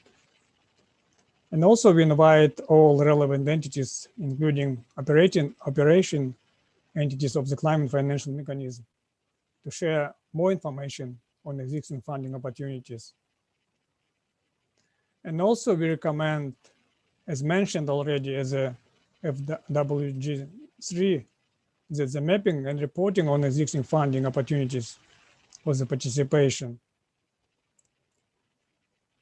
to continue in the second 3-year work plan of the LCIPP.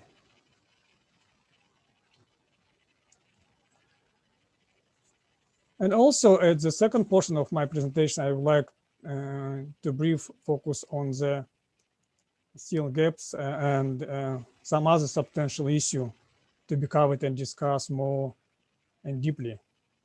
And I would like to thank Arctic region and Personal Daily for providing a valuable and substantial contribution to our discussion. And also just to highlight some points, including understanding of the developed and developing worlds, specifically regarding to indigenous peoples. And also to have more focus on background of the difficulties that indigenous peoples face in relation to funding and access to funding based on the historical and discriminatory injustices and contemporary barriers, institutional and other ones. And to ensure that activity 11 should include clear and explicit recommendation aiming at closing the gaps, action-oriented, and provision of effective outcomes of indigenous peoples. Particular UN agencies and the international and the UN country level team should earmark funds specifically for indigenous peoples, addressing their participation in every venue relevant to their climate change impact. And also at the national level, should earmark funds for indigenous peoples to enable them to address participation in dialogue, decision-making process, and policy to be heard and to provide their voice and decisions. And of course, we should strongly reference, what's happened? To United Nations Declaration on the Rights of Indigenous Peoples, particular Article 39, stated that indigenous peoples have the right to have access to financial and technical assistance from states and through international cooperation for the enjoyment of the rights contained in the declaration. And Article 41 also stated that the organs and specialized agencies of the UN system and other intergovernmental organizations shall contribute to the full realization of the provision of this declaration through the mobilization, inter alia, of financial cooperation and technical assistance. And in closing, I would like to thank all members of the FWG, all individuals and organizations that have made valuable contribution to this important mapping effort. And I know that some of them are kindly agreed to make a brief presentation today. Together, we start to create a clear map of existing funding opportunities for the participation of indigenous peoples and local communities from all regions related to climate change and enhance their participation in the UNCCC process. With that, I would like to invite the Secretariat and others to provide a brief update on the changes made since our last meeting in October this year, and also my distinguished co-leader Irina, if she also would like to contribute. Thank you very much. Thank you very much, Rodion. And yes, if Irina has anything to add, please indicate so. But otherwise, my understanding is that the Secretariat will give a very brief update on the work done on the document so far, as well as explain in particular the funds that are referenced in the synthesis document. So Secretariat, please go ahead. Thank you. Thank you, Co-Chair. Let me screen here. Sorry, my apologies, Chad. I'm very, very sorry. We do need to make a bit of a housekeeping announcement in connection with translation. Tiffany, could you please go ahead? Yeah, thanks, Yo. Just to make a quick announcement about translation or interpretation, because we're getting a lot of questions. There is interpretation in this meeting in 4 languages. So it's English, French, Spanish, and Russian. But this time we're not using the Interprify app. So if anybody is looking for the interpretation, it's in the button at the bottom of the screen. So we are getting some questions about that. Para acceder la interpretación, la traducción, hay un botón en la parte de abajo de la pantalla, Interpretation. Esta vez no estamos utilizando la aplicación de Interprify. Thanks. Thanks very much, Tiffany. Apologies again, Chad. Please go ahead. Sure thing. Do you all see my presentation screen now? Yes, we see the screen. Thank you. This is.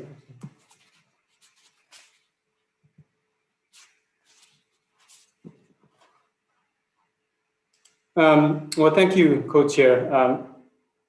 As the co-lead has shared, the Activity 11 maps existing funding opportunities and the adequate funding for the implementation of the 3 functions of local communities and Indigenous peoples platform is part of the guiding principle of the LCIPP.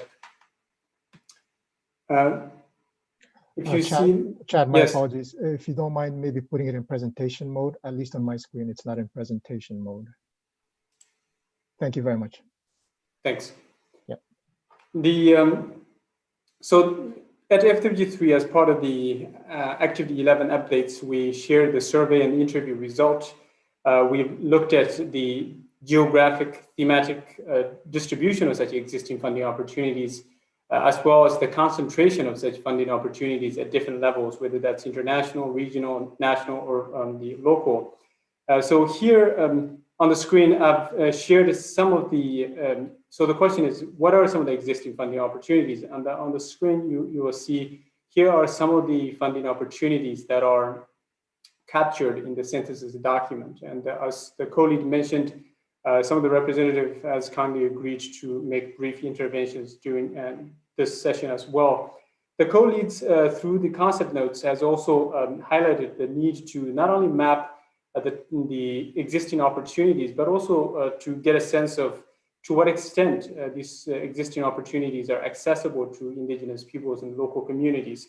To that end, under the guidance of the co-leads, we've also as part of the survey and the interview, also shed some light on the accessibility of such existing funding opportunities. Most of the funds most funds and organizations often work with and provide support through a network of partners, and these partners are often known as the agencies in the case of the JEF, and the accredited entities in the case of GCF, and the implementing entities in the case of Adaptation Fund. And these entities then work with diverse stakeholders as the project executing entities or delivery partners. A nationally designated entity serves as the interface between each country and the funds. They review and approve programs and projects in their respective countries. So what are some of the ways to access such funding opportunities? As shared during FWG3, we highlight 3. 1 is to pursue partnership with such entities, and 2, to get it accredited. And it's worth noting that the accreditation process are often rigorous and involves multi-stage that we've heard from many of members and the Indigenous people's representatives during FWG3. And the 3rd one is to access special grants and initiatives and facilities. The example that highlighted in the synthesis document, as well as shared at FWG3, is the JEF Small Grant Program, EFAT, the Indigenous Peoples Assistance Facility. I thought it may also be worth Chad, sorry, once again, if it's possible to put it in full screen mode, I guess. I think it's in presenter's view. We have a couple of questions about that in the chat. Is it possible to make it full screen? Instead of...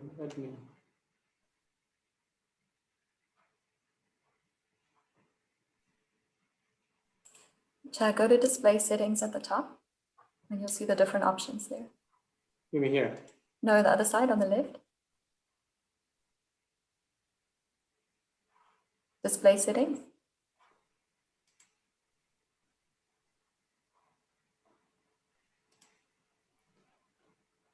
My apologies for the technical glitch here. I think I'll just do the extended display.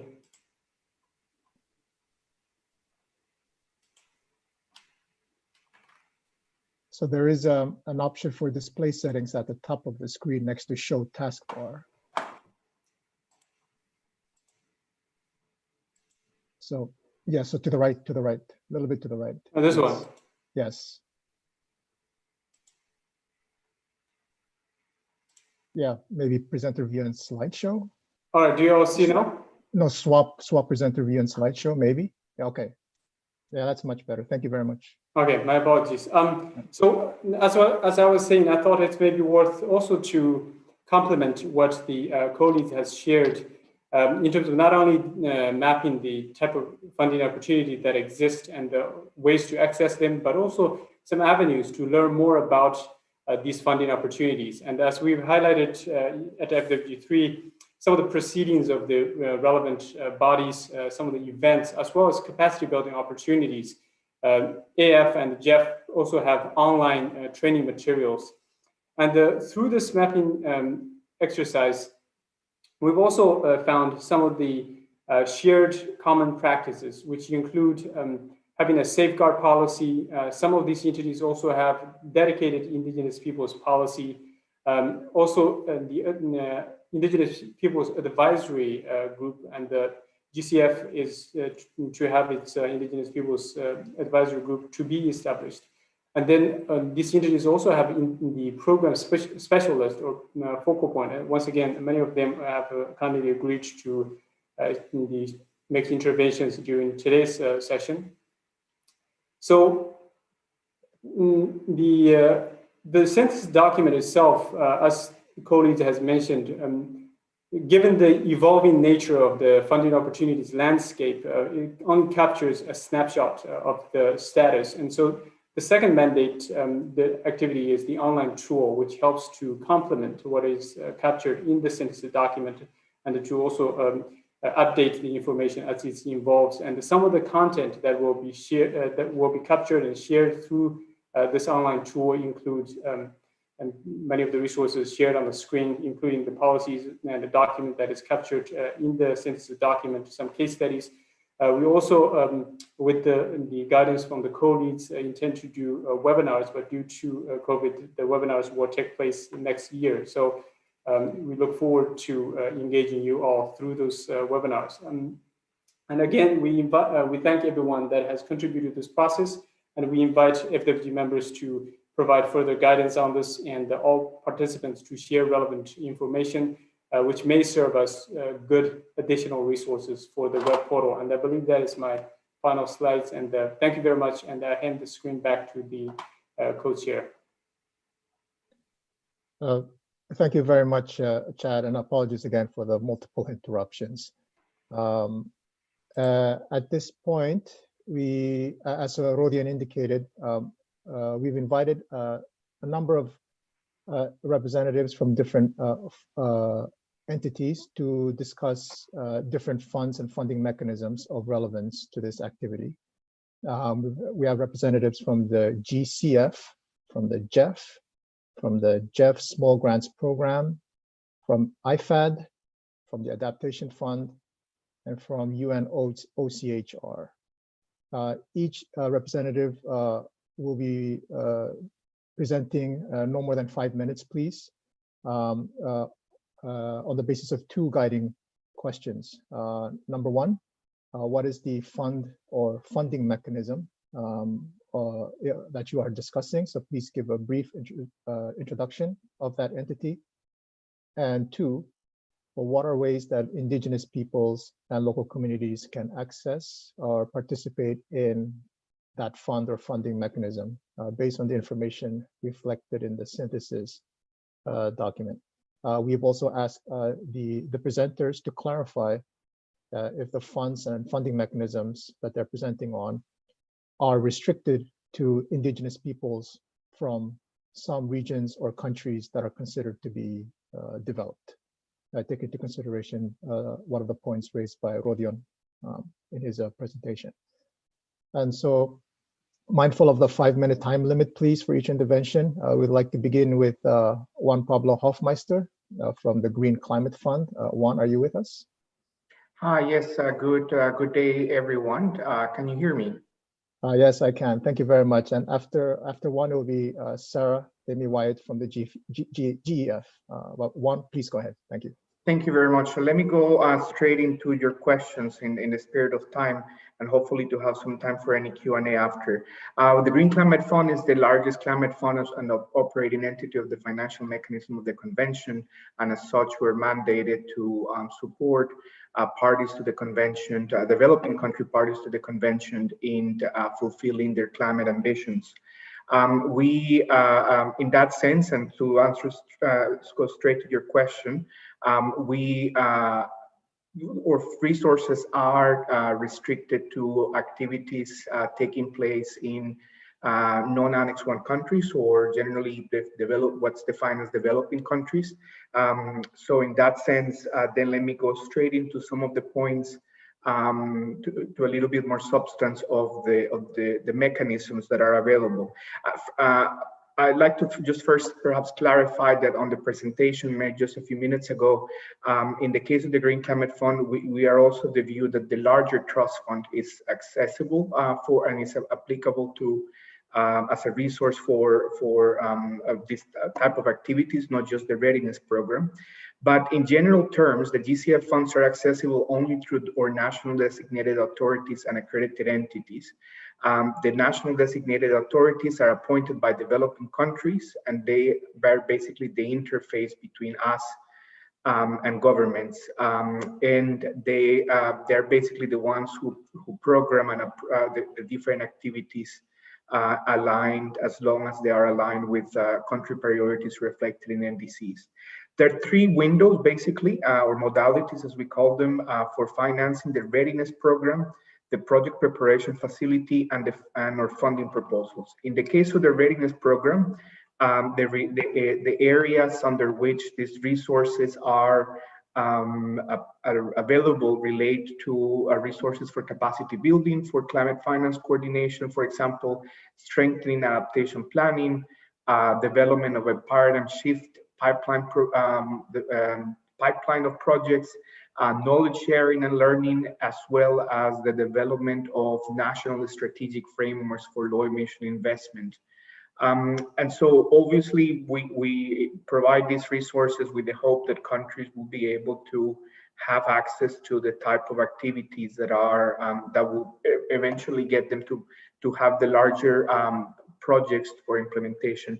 I will take a second just to highlight, for example, one proposal under the readiness program that has a specific target on indigenous peoples, and it's a program by Fondo Acción. The project basically aims to strengthen the capacity of indigenous peoples to guarantee their efficient participation in the development of their country program for the GCF, and therefore then allowing them to be empowered to engage in this climate finance project on their territories. I'm going to post a link to this project on the chat so that people can see it. Now, as mentioned already, the vehicles for accessing the support are accredited entities.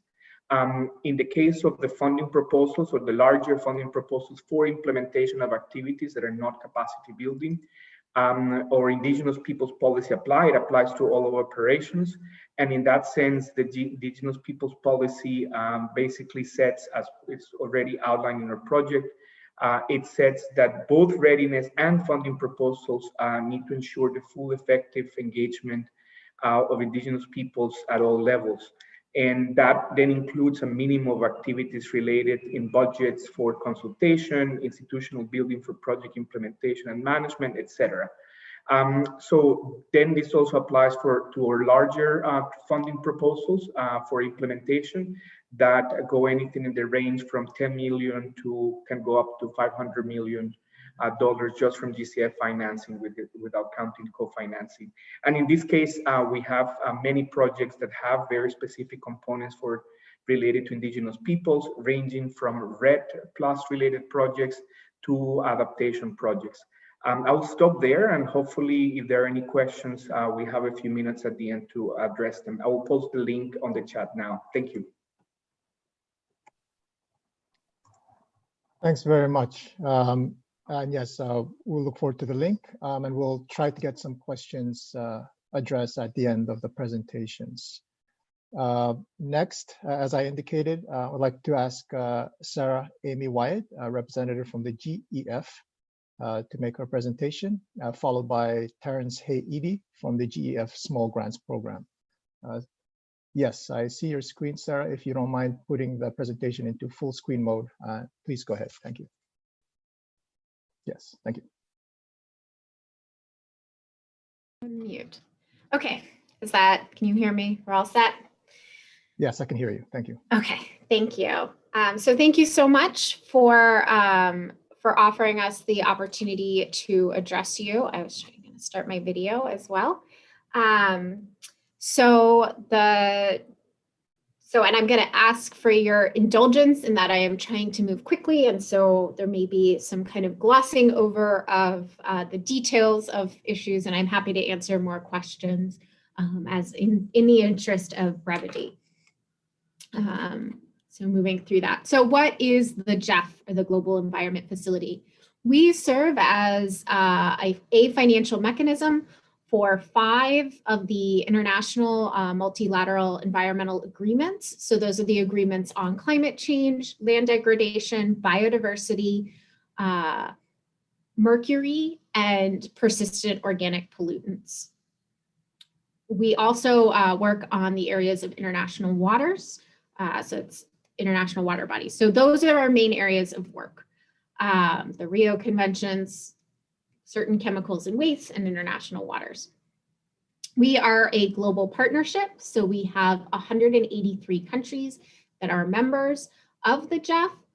And then we work through 18 implementing agencies. So those are the organizations you have to go through to access GEF funding. You can see all the logos here of those entities.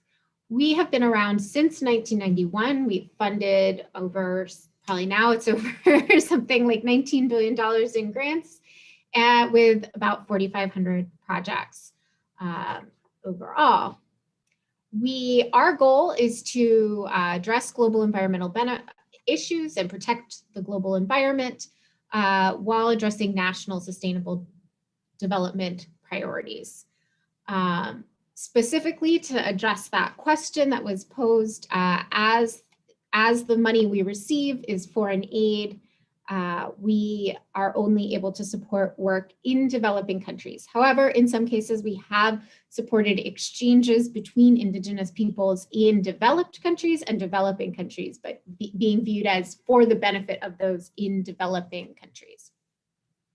How the GEF interacts with Indigenous peoples. So first of all, the GEF recognizes the crucial importance of Indigenous peoples for biodiversity, for carbon, for many of these issues. Don't need to tell you these things. And as well, recognizing the vulnerability of Indigenous peoples in many of these areas as well.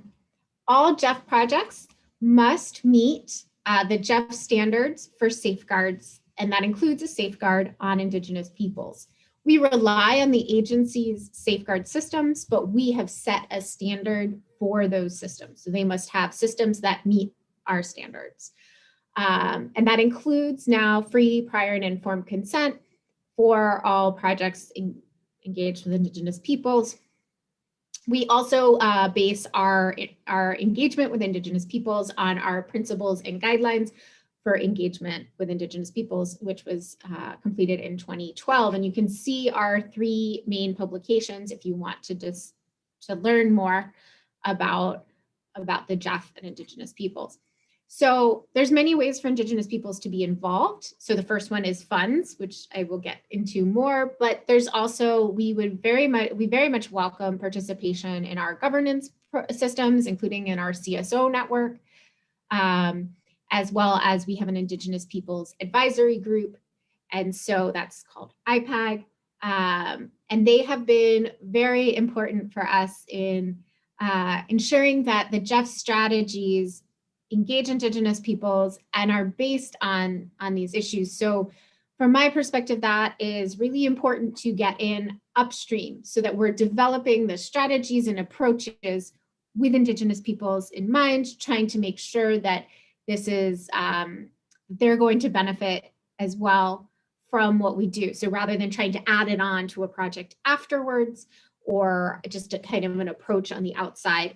And this is where the IPAG has been tremendously helpful in particular, I would say. So where's the money? That's the question probably everyone has. So we have full-size projects and medium-sized projects. Many of the rules are pretty similar for those. So these are the national projects. What you need to know if you wanted to access funding. First of all, any of these projects need to have the national operational focal point support. So this is, you do a little research, you figure out who that is for your country. It's a specific person, and that's the person that needs to sign off. And that's the office that I would recommend contacting if you are interested in trying to get involved with a GEF project at any number of levels. You also have to work with any GEF project, full-size or medium-sized GEF project has to work with one of 18 GEF agencies. This is another entry point. So I also recommend to anyone looking to get engaged with a GEF project, propose something, to look at which agencies your country tends to work with, and then seek out those agencies. So oftentimes countries show a preference for maybe UNEP or UNDP or another entity, and that's who I would recommend also approaching. IPOs can participate at a number of different levels. They could lead a project, so they could be the executor of the project. So that would mean it goes directly from the GEF agency to the organization there. They can be a subcontractor for a component or a subcomponent of a project. So that would then be working with, say, perhaps the Ministry of the Environment or National Parks or something like that. And then they can be more as beneficiaries of projects. So all these different levels are open and available. We also have the Small Grants Program. I'll let Terrence talk about that, and something called the Critical Ecosystem Partnership Fund. So this is focused, it's another type of small grants program focused in the biodiversity hotspots. And then my last thing to talk about is something called the Inclusive Conservation Initiative. So this is the most significant kind of big funding pot that we have. This was approved as part of our funding strategy for our current cycle. So it's $25 million directed to support conservation by Indigenous peoples. So it's a biodiversity program first, but we are certainly discussing the climate change benefits, both for mitigation and adaptation. And so we received many proposals, and we're currently in development of the full proposal and working with the individual kind of sub-projects of that. I think I want to respect the time, so I'll just end it here, and I'm happy to answer any questions. And I very much recommend this user's guide to the GEF for Indigenous peoples that you can find on our website. So thank you. Thank you very much, especially for packing so much information into those minutes. And so, yes, I would like to move on to Terrence Hayedi from the GEF Small Grants Program, and he will be followed by Mattia Prayer-Galetti from IFAT. Terrence, please go ahead. Thank you.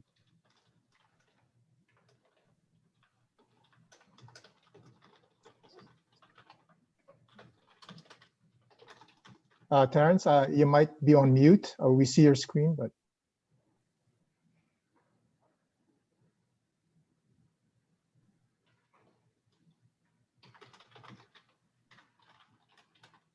There you go, sorry. Yes, we can hear you now. And if you don't mind, please placing your screen in full screen mode. Yeah.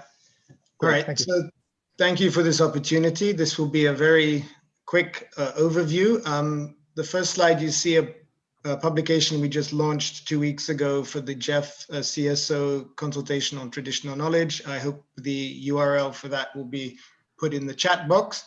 You can get more information in that about many of the points I will be discussing. I'll start by recalling that, let's see.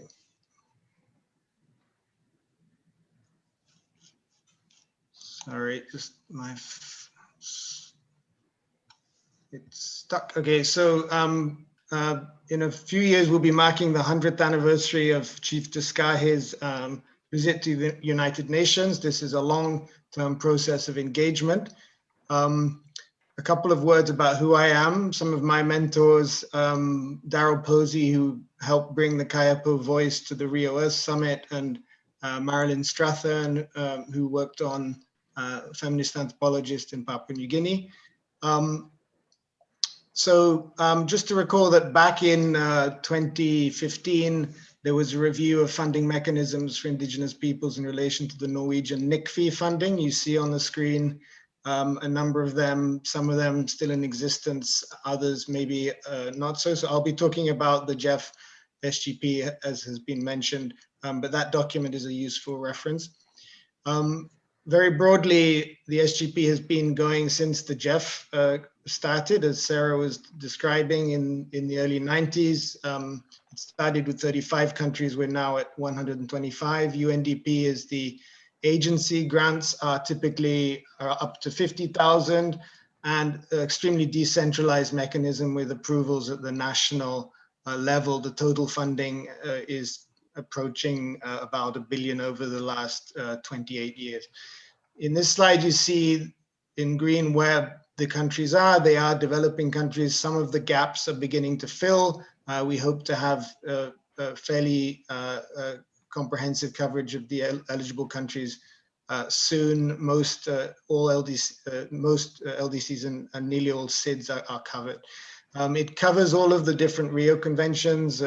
Hindu mentioned yesterday, not to forget land degradation. The majority are in biodiversity and both in mitigation and adaptation, including cross-cutting multifocal area projects.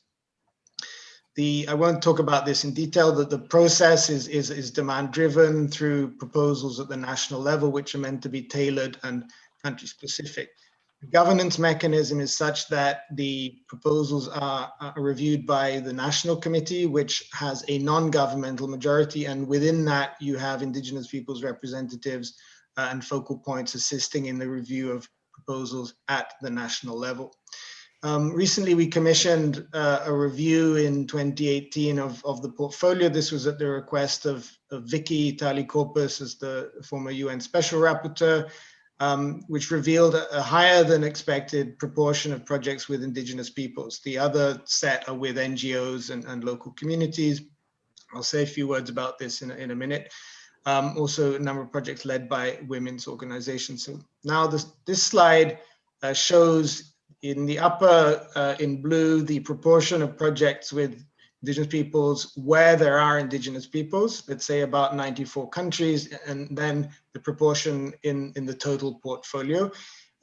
Afterwards, if people are interested, they can click on the link at the bottom and review that report. That report provides fairly granular analysis country by country. In blue, you see countries in the Pacific reporting 100% Indigenous peoples-led projects. Other countries are maybe underreporting, and that's something we could go back to at some later stage.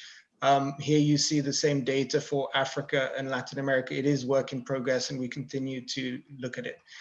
Here I'm going to give you a very rapid overview of some of the non-grant work that SGP does. So through the Permanent Forum, we've engaged on the Millennium Ecosystem Assessment, on traditional knowledge epistemologies, bringing the operational experience of formats from country experiences, as you see in Guatemala, working with Indigenous women promoters, on participatory video as an alternative format. This is work in Uganda with the Batwa people. This is in Mexico, aggregating small grants at the landscape or seascape level. In 2008, we engaged with the Permanent Forum on early discussions on Indigenous peoples and climate change. You see some of the references there.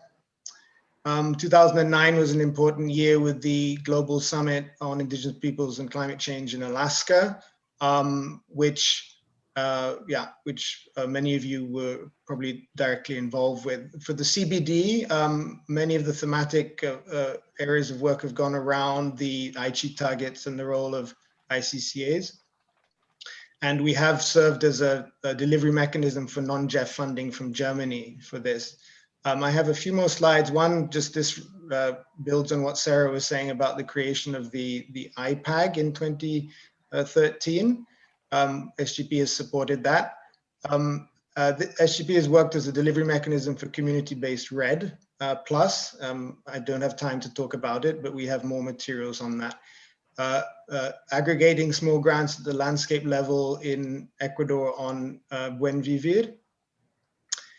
And again, not enough time, but a body of work around traditional knowledge and community-based adaptation, including with UNU and UNESCO in terms of bringing traditional knowledge into the IPCC process, as you see in those slides with some of the indigenous representatives.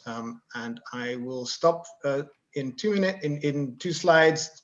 Before the COP21 in Paris, we helped organize dialogues as well between governments and indigenous peoples to bring their voice to the COP21. And finally, there has been collaboration on engagement with the Green Climate Fund through the SGP at the national level. And some of the people on this call, Pasang and others, have been involved with that. And we have an Indigenous Peoples Fellowship as well to help build capacity. So I'll stop there and thank the various different donors that have chosen to work with us. Thank you. Thank you very much, Terence. And hopefully these presentations will be made available at some point, perhaps posted online, because quite a lot of information, useful information in all these presentations.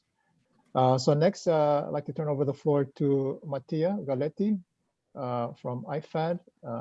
Yes, I see your screen now. Please go ahead. Very good. Thank you. Yes, first of all, thank you so much for this opportunity, and good morning, good evening, good night to everyone. Yes, my presentation will be focusing on IPAF, but I will also mention about other financing opportunities that IFAD is providing. But IPAF is unique because it's only targeted to indigenous peoples, and it's led by indigenous peoples. IPAF is, if I can get my screen away, yes. IPAF is one of the instruments mentioned in our indigenous peoples policy, which is good because it's given a commitment to the institution to translate the objectives of the policy into results. And IPAF basically has the objective, the overall objective, the overall goal to promote the self-driven development of indigenous peoples' communities. This means that IPAF has a number of features which make it very, very appealing as a program, because it doesn't basically close the doors to options. All projects funded by IPAF are designed by indigenous communities themselves. They are reflecting their own priorities. They have an element of flexibility because priorities are varied. And in addition, they supplemented the funding with a commitment to enhance the capacity of indigenous peoples' communities.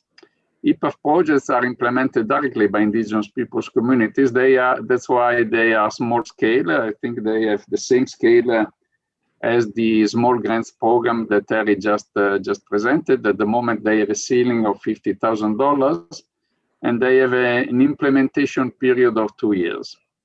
Therefore, the impact of IPAF covers different areas like increasing food and nutrition security, providing access to natural resources, preserving traditional knowledge, raising awareness on indigenous people's rights, fighting for access to land and control of land. And out of the program, of course, we have a commitment to to disseminate the results, in particular to share the results with our regular lending program. IFAD as a financing institution has mainly 95% of the financing goes through our regular program, which goes through loans, concessional loans given to governments, on which we have funded so far $2.4 billion. But now let's remain on IPAF. So IPAF works through global calls for proposals. So normally every 2-3 years, we have already covered 5 calls. The last one was in 2018. We issue a global call, which by now has become somehow quite a well-known program, which in a way is giving us a challenge, which I'm going to tell you in a minute. So far we funded 159 projects. You see the numbers there. We have reached out more or less 120,000 beneficiaries.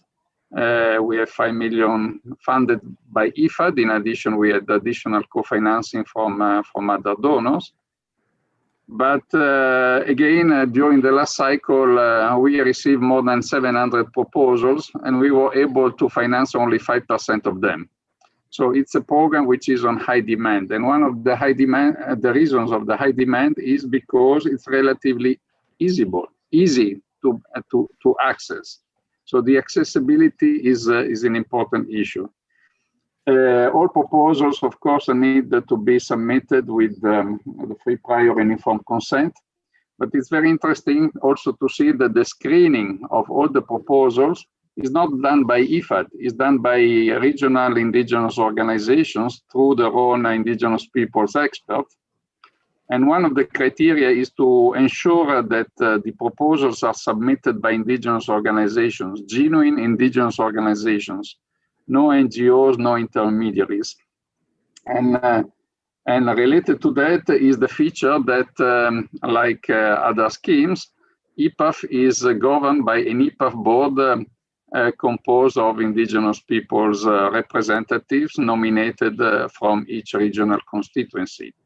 And finally, because we are covering, that was one of the questions that we were supposed to answer, this IPAF program is focusing only in the regions that IFAD is supporting, meaning only Latin America and Caribbean, Africa, Asia, and the Pacific. And in each of these regions, we have an implementing partner, which is FIMI for Latin America, Samburu Women Trust for Africa, and Tepteba for Asia. And these regional organizations are serving the purpose to support the implementation of the local indigenous peoples organization responsible to implement the program. And I think I reached 5 minutes, but I'm still, of course, available like all the others to answer your questions. Thank you so much. Yes, thank you very much. I'd like now to move to Christina Dengel from the Adaptation Fund, and followed by Morris Flores from UNOCHR. We have less than 10 minutes left for the meeting allocated, so I very kindly request that you present briskly. Yes. Go ahead, Christina. Thank you. Hi, everyone. I'm trying to be very brief. Let me share the screen. Can everyone see my screen? Yes.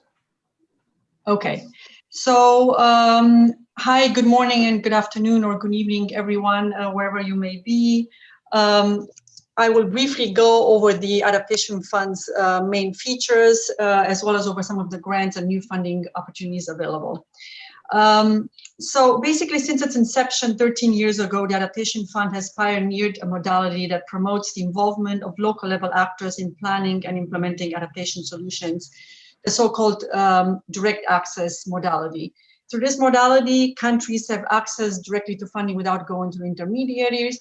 So this is where an indigenous population entity or an organization can seek accreditation directly to the fund.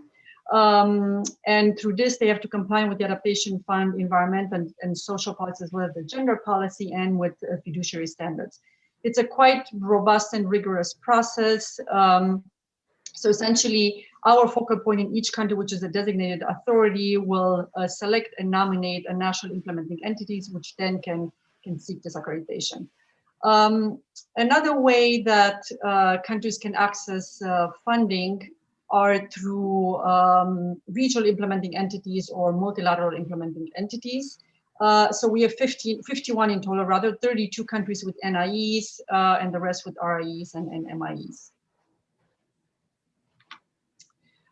These are some of the concrete and tangible results, and I will not take too much time going over them. We've reached over 8 million beneficiaries and over 19 indirect beneficiaries.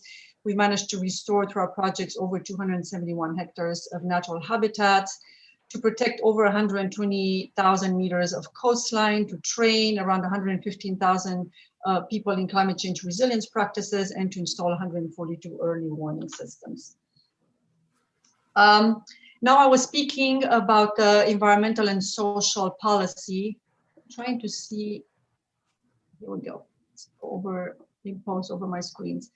So the Adaptation Fund approved the environmental and social policy in 2013, and then went on revising in 2016. And this aims to ensure that projects and programs supported by the fund do not result in unnecessary environmental and social harms. So essentially all funding proposals are screened for compliance with the AF, ESP, and GP against 15 principles. And Principle 7, which is on Indigenous people, states that the fund shall not support projects or programs that are inconsistent with the rights and responsibilities set forth in the UN Declaration of the Rights of Indigenous Peoples and other applicable international instruments related to Indigenous peoples. But safeguards for IPs are also reinforced through other principles, such as the one on marginalized and vulnerable groups and the one on natural habitats, which states that the fund shall not support projects or programs that would involve unjustified conversion or degradation of critical natural habitats, including those that are recognized as protected by traditional or indigenous local communities. So as I mentioned, the IPs, along with other beneficiaries in the target areas, are required to be included in a robust and meaningful consultative process throughout the design and the implementation of the project.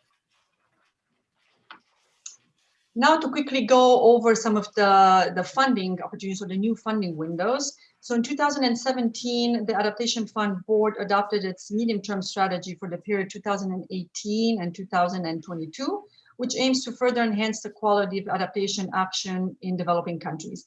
This strategy rests on 3 pillars, that of innovation, action, and learning and sharing. And there are different funding windows, approved new ones under each pillar.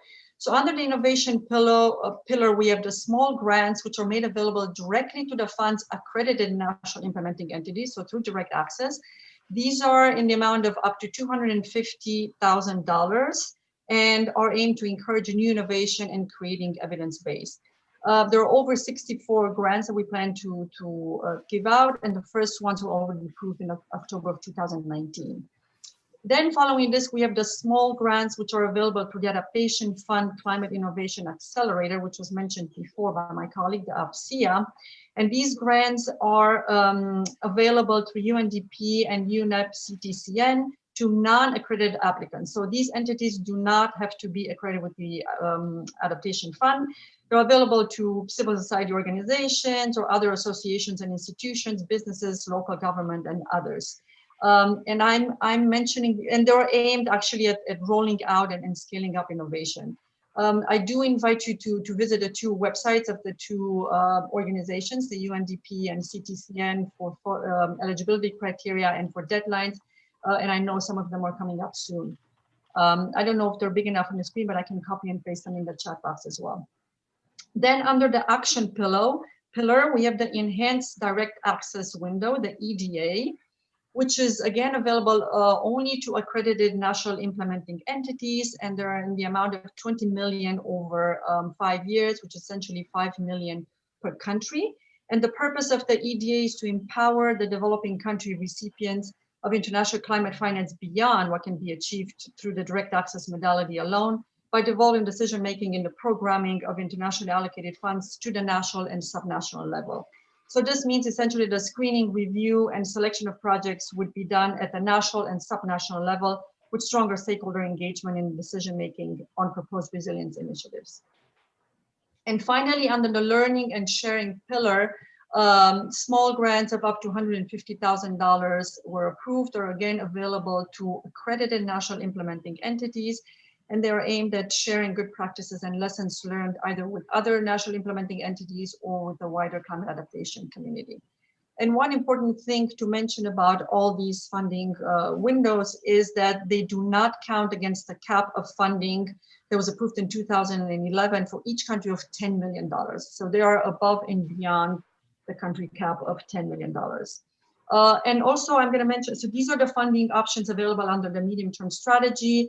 But my colleague also mentioned the technical assistance grants, which are available under the readiness program, whereby countries have access to capacity building on applying the adaptation fund, environmental and social policy, and gender policy.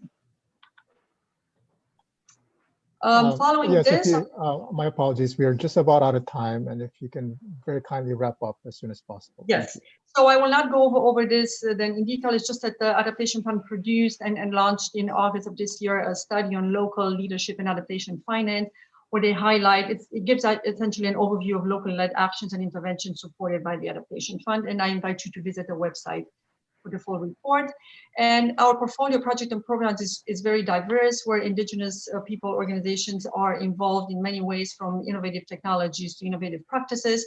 And I will only go over two. One of them is a regional project in Colombia, Ecuador. And this project's components have a potential to improve climate resilience and enhance level of food security and nutrition, and create economic opportunities and prolong peace or regenerate lost knowledge, and provide an opportunity to combine scientific evidence with indigenous solutions. And the project in Costa Rica, which the aim of the project is to reduce vulnerability by focusing on critical sectors of agriculture, water resources, and coastlines, and capacity building. And the project is assisting local indigenous communities that are among the country's most economically and climate vulnerable groups adapt and build resilience to climate change by helping them rescue their own traditional and sustainable farming methods. Thank you very much.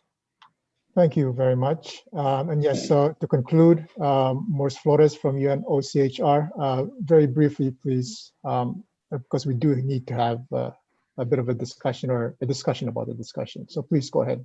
Excellent. Clement, thank you so much for this opportunity. Greetings, colleagues from Geneva. I am a secretary of the UN Voluntary Fund for Indigenous People. This is a fund that's been running for the past 36 years. It's actually one of our oldest UN mechanisms specific to Indigenous peoples. We basically mandated to provide financial support to Indigenous peoples to participate in the most important UN meetings on Indigenous issues. So from the Permanent Forum to the Human Rights Council to the UPR, the expert mechanism, including now, most recently, of course, is the expansion of the mandate of the fund to cover Indigenous participation to the UNFCCC processes and the UN Human Rights and Business Forum. For the purposes of this meeting, I would focus on the support that that the fund provides to the UNFCCC processes. For example, last year, I'm talking about this year, 2020, we were supposed to provide support to Indigenous peoples participate in the most important meetings of the framework. So, for example, the meeting of the Indigenous platform itself and the Substar, we were supposed to provide support to 7 Indigenous peoples for 9 days. It's like a back-to-back meeting. And then the second one is to provide support for the pre-COP meeting for 7 days for 7 Indigenous peoples. That is taking into consideration the regional representation of Indigenous peoples. And then to the COP session itself for 7 days for 7 Indigenous representatives. So total for the whole year, it's 21. Now, we couldn't do this, of course, this year. So expect that it's most likely if the COP processes will take place next year, then the board will decide they'll probably increase this funding for Indigenous peoples. Just to add, in addition to the COP processes, we normally provide support to 46 Indigenous peoples to the forum, around 40 to the expert mechanism, and then to the Human Rights Council and treaty bodies, about 30, and then for the interactive hearing, 7. So I'll stop here. And then what I would like to do now is very quickly just to show you the website of the fund, so then you can get familiarized into it. So this is how it looks like. It's available in 4 languages. So it's in Arabic, English, Spanish, French, and Russian. The most important here is the one on the right side. So then you could see the criteria of selection here, the grant cycle. The grant cycle doesn't change much. It's pretty much the same. And the most important for you is the application forms here. And then we would add normally change depending on the meeting that is taking place. Just some tips for you. A lot of people apply to different UN meetings, especially the Permanent Forum Expert Mechanism. Not many are applying to the treaty bodies, for example, and to the Human Rights Council. We were really hoping that we would have more people applying in those meetings. It would have been the first time for us to provide support to the UN climate change processes. We are indeed very excited about this, and we look forward to working with you very closely. And once again, thank you for this opportunity. Thank you very much to you and all of our presenters. My apologies to the FWG members and the other participants that we are running quite a bit out of time. We're out of time, actually. We do want to give an opportunity to discuss the presentations as well as the draft synthesis document and the online tool that are deliverables. I'm in the hands of members. We can have a brief discussion right now and or continue or have a discussion at the beginning of tomorrow's meeting before we begin the next agenda item. I do note that there's quite a bit of activity in the chat box with a number of questions posed and answers given. And I appreciate that interactivity. Yes. Yes. Rodian, are you asking for the floor? Yes, thank you. It seems to be having very time pressure.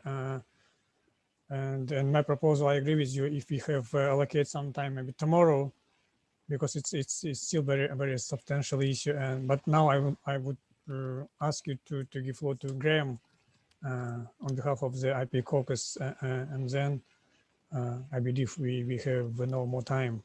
But let's try to cover more tomorrow. Thank you. Thank you very much, Rodian. And yes, I noted Graham's request for the floor, and I'm happy to turn the floor to him for an intervention. Go ahead, Graham, please. Yeah, miigwech and miigwech Rodian, and miigwech to our presenters. I think the point of having more time for discussion is an important one, noting the kind of breadth and depth of contributions that our Indigenous relatives have had on all of these funds and the conversations that they've had over the last several years. I feel like it's a little bit of a missed opportunity in creating almost zero space for those perspectives to be surfaced. And I think it's interesting just how the manifestation of the limitations within the summary report kind of find their way in the actual presentation around the room, which is to say that we can talk about all these like interesting funds, but unless we talk about, who's accessing them, the kind of considerations around Indigenous peoples and what the kind of so-called North and South and kind of how that compares to the actual need, feels like a pretty significant missed opportunity. And I feel like, maybe we want to think about our methodologies in the summary report itself on how to capture that. I noted Mattia raised the $5.1 million that they allocated, which I think was extremely important.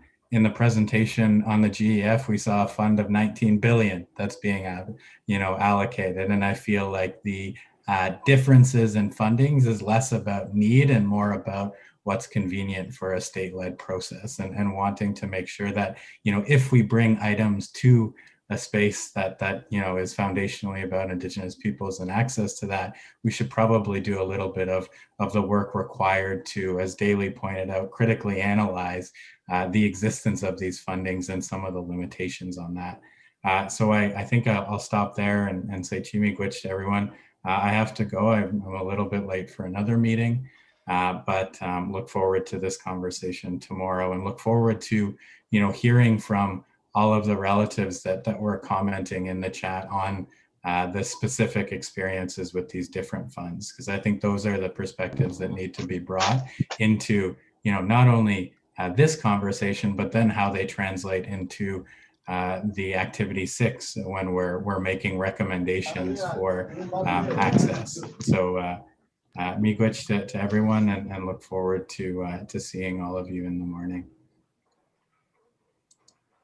Thank you very much, Graham. Very well noted. And unless there are any objections from the members, and I don't see any, we will continue this discussion at the beginning of tomorrow's meeting. I very much invite the representatives from the different entities that presented today, if you are able to attend tomorrow's meeting, or maybe send a representative on your behalf to attend the meeting so that you can continue receiving feedback from not just the FWG members, but the wider wider group of participants in this meeting. I also very much invite you to look through the chat and see if there are any questions that you might be able to follow up on tomorrow, and or directly to those who posed the questions. I will note that the FWG is planning, or the LCIPP is planning to hold a number of webinars next year to expand on the work being done under this activity. I think you noticed Chad referenced that in his presentation on the online tool. There'll be webinars next year. So hopefully those webinars will give observers and other participants more time to discuss the breadth of information that we've just received, and other pieces of information. On that note, before you close the meeting, if the other MVT who did a presentation, if they can share this presentation with the secretary, and the secretary can share it with the Facilitative Working Group members, so that can help us to see clearly where is the money, as Sarah said in her presentation, and it can help us to discuss tomorrow. Thank you. Thank you very much, Hindu. And yes, I echo that request. If the Secretariat can confirm whether that can be done. I see you, Tiffany. Go ahead, please. Yeah, thanks, Yo. We can definitely do that. And what we would like to do is actually put them on the website so that everybody can see the presentations and not just the members. So we do ask all of the resource persons here today, if you can send your presentations to Chad or to myself, then we would like to upload them if you don't mind.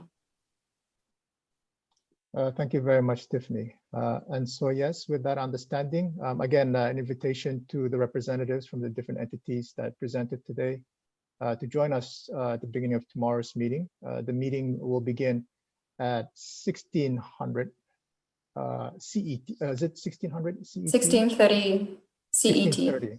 Thank you very much. 1630 CET. In that case, thank you all for thank you in particular to Rodian and Irina for your really good work on this, and we'll continue the discussion tomorrow. Thank you as well to the Secretariat and to the interpreters for spending a little bit of extra quality time with us today. On that note, I would like to close the meeting today, and I will see you tomorrow. Thank you. Thanks, Thank you. Thank you. Thank you both. Thank you. Jane and Yo. Thank you all. All right. Thank you all. Thank you, everyone. Bye. Thanks, everyone. Have a good day, evening. Thank you. Take care. Be good. Bye-bye.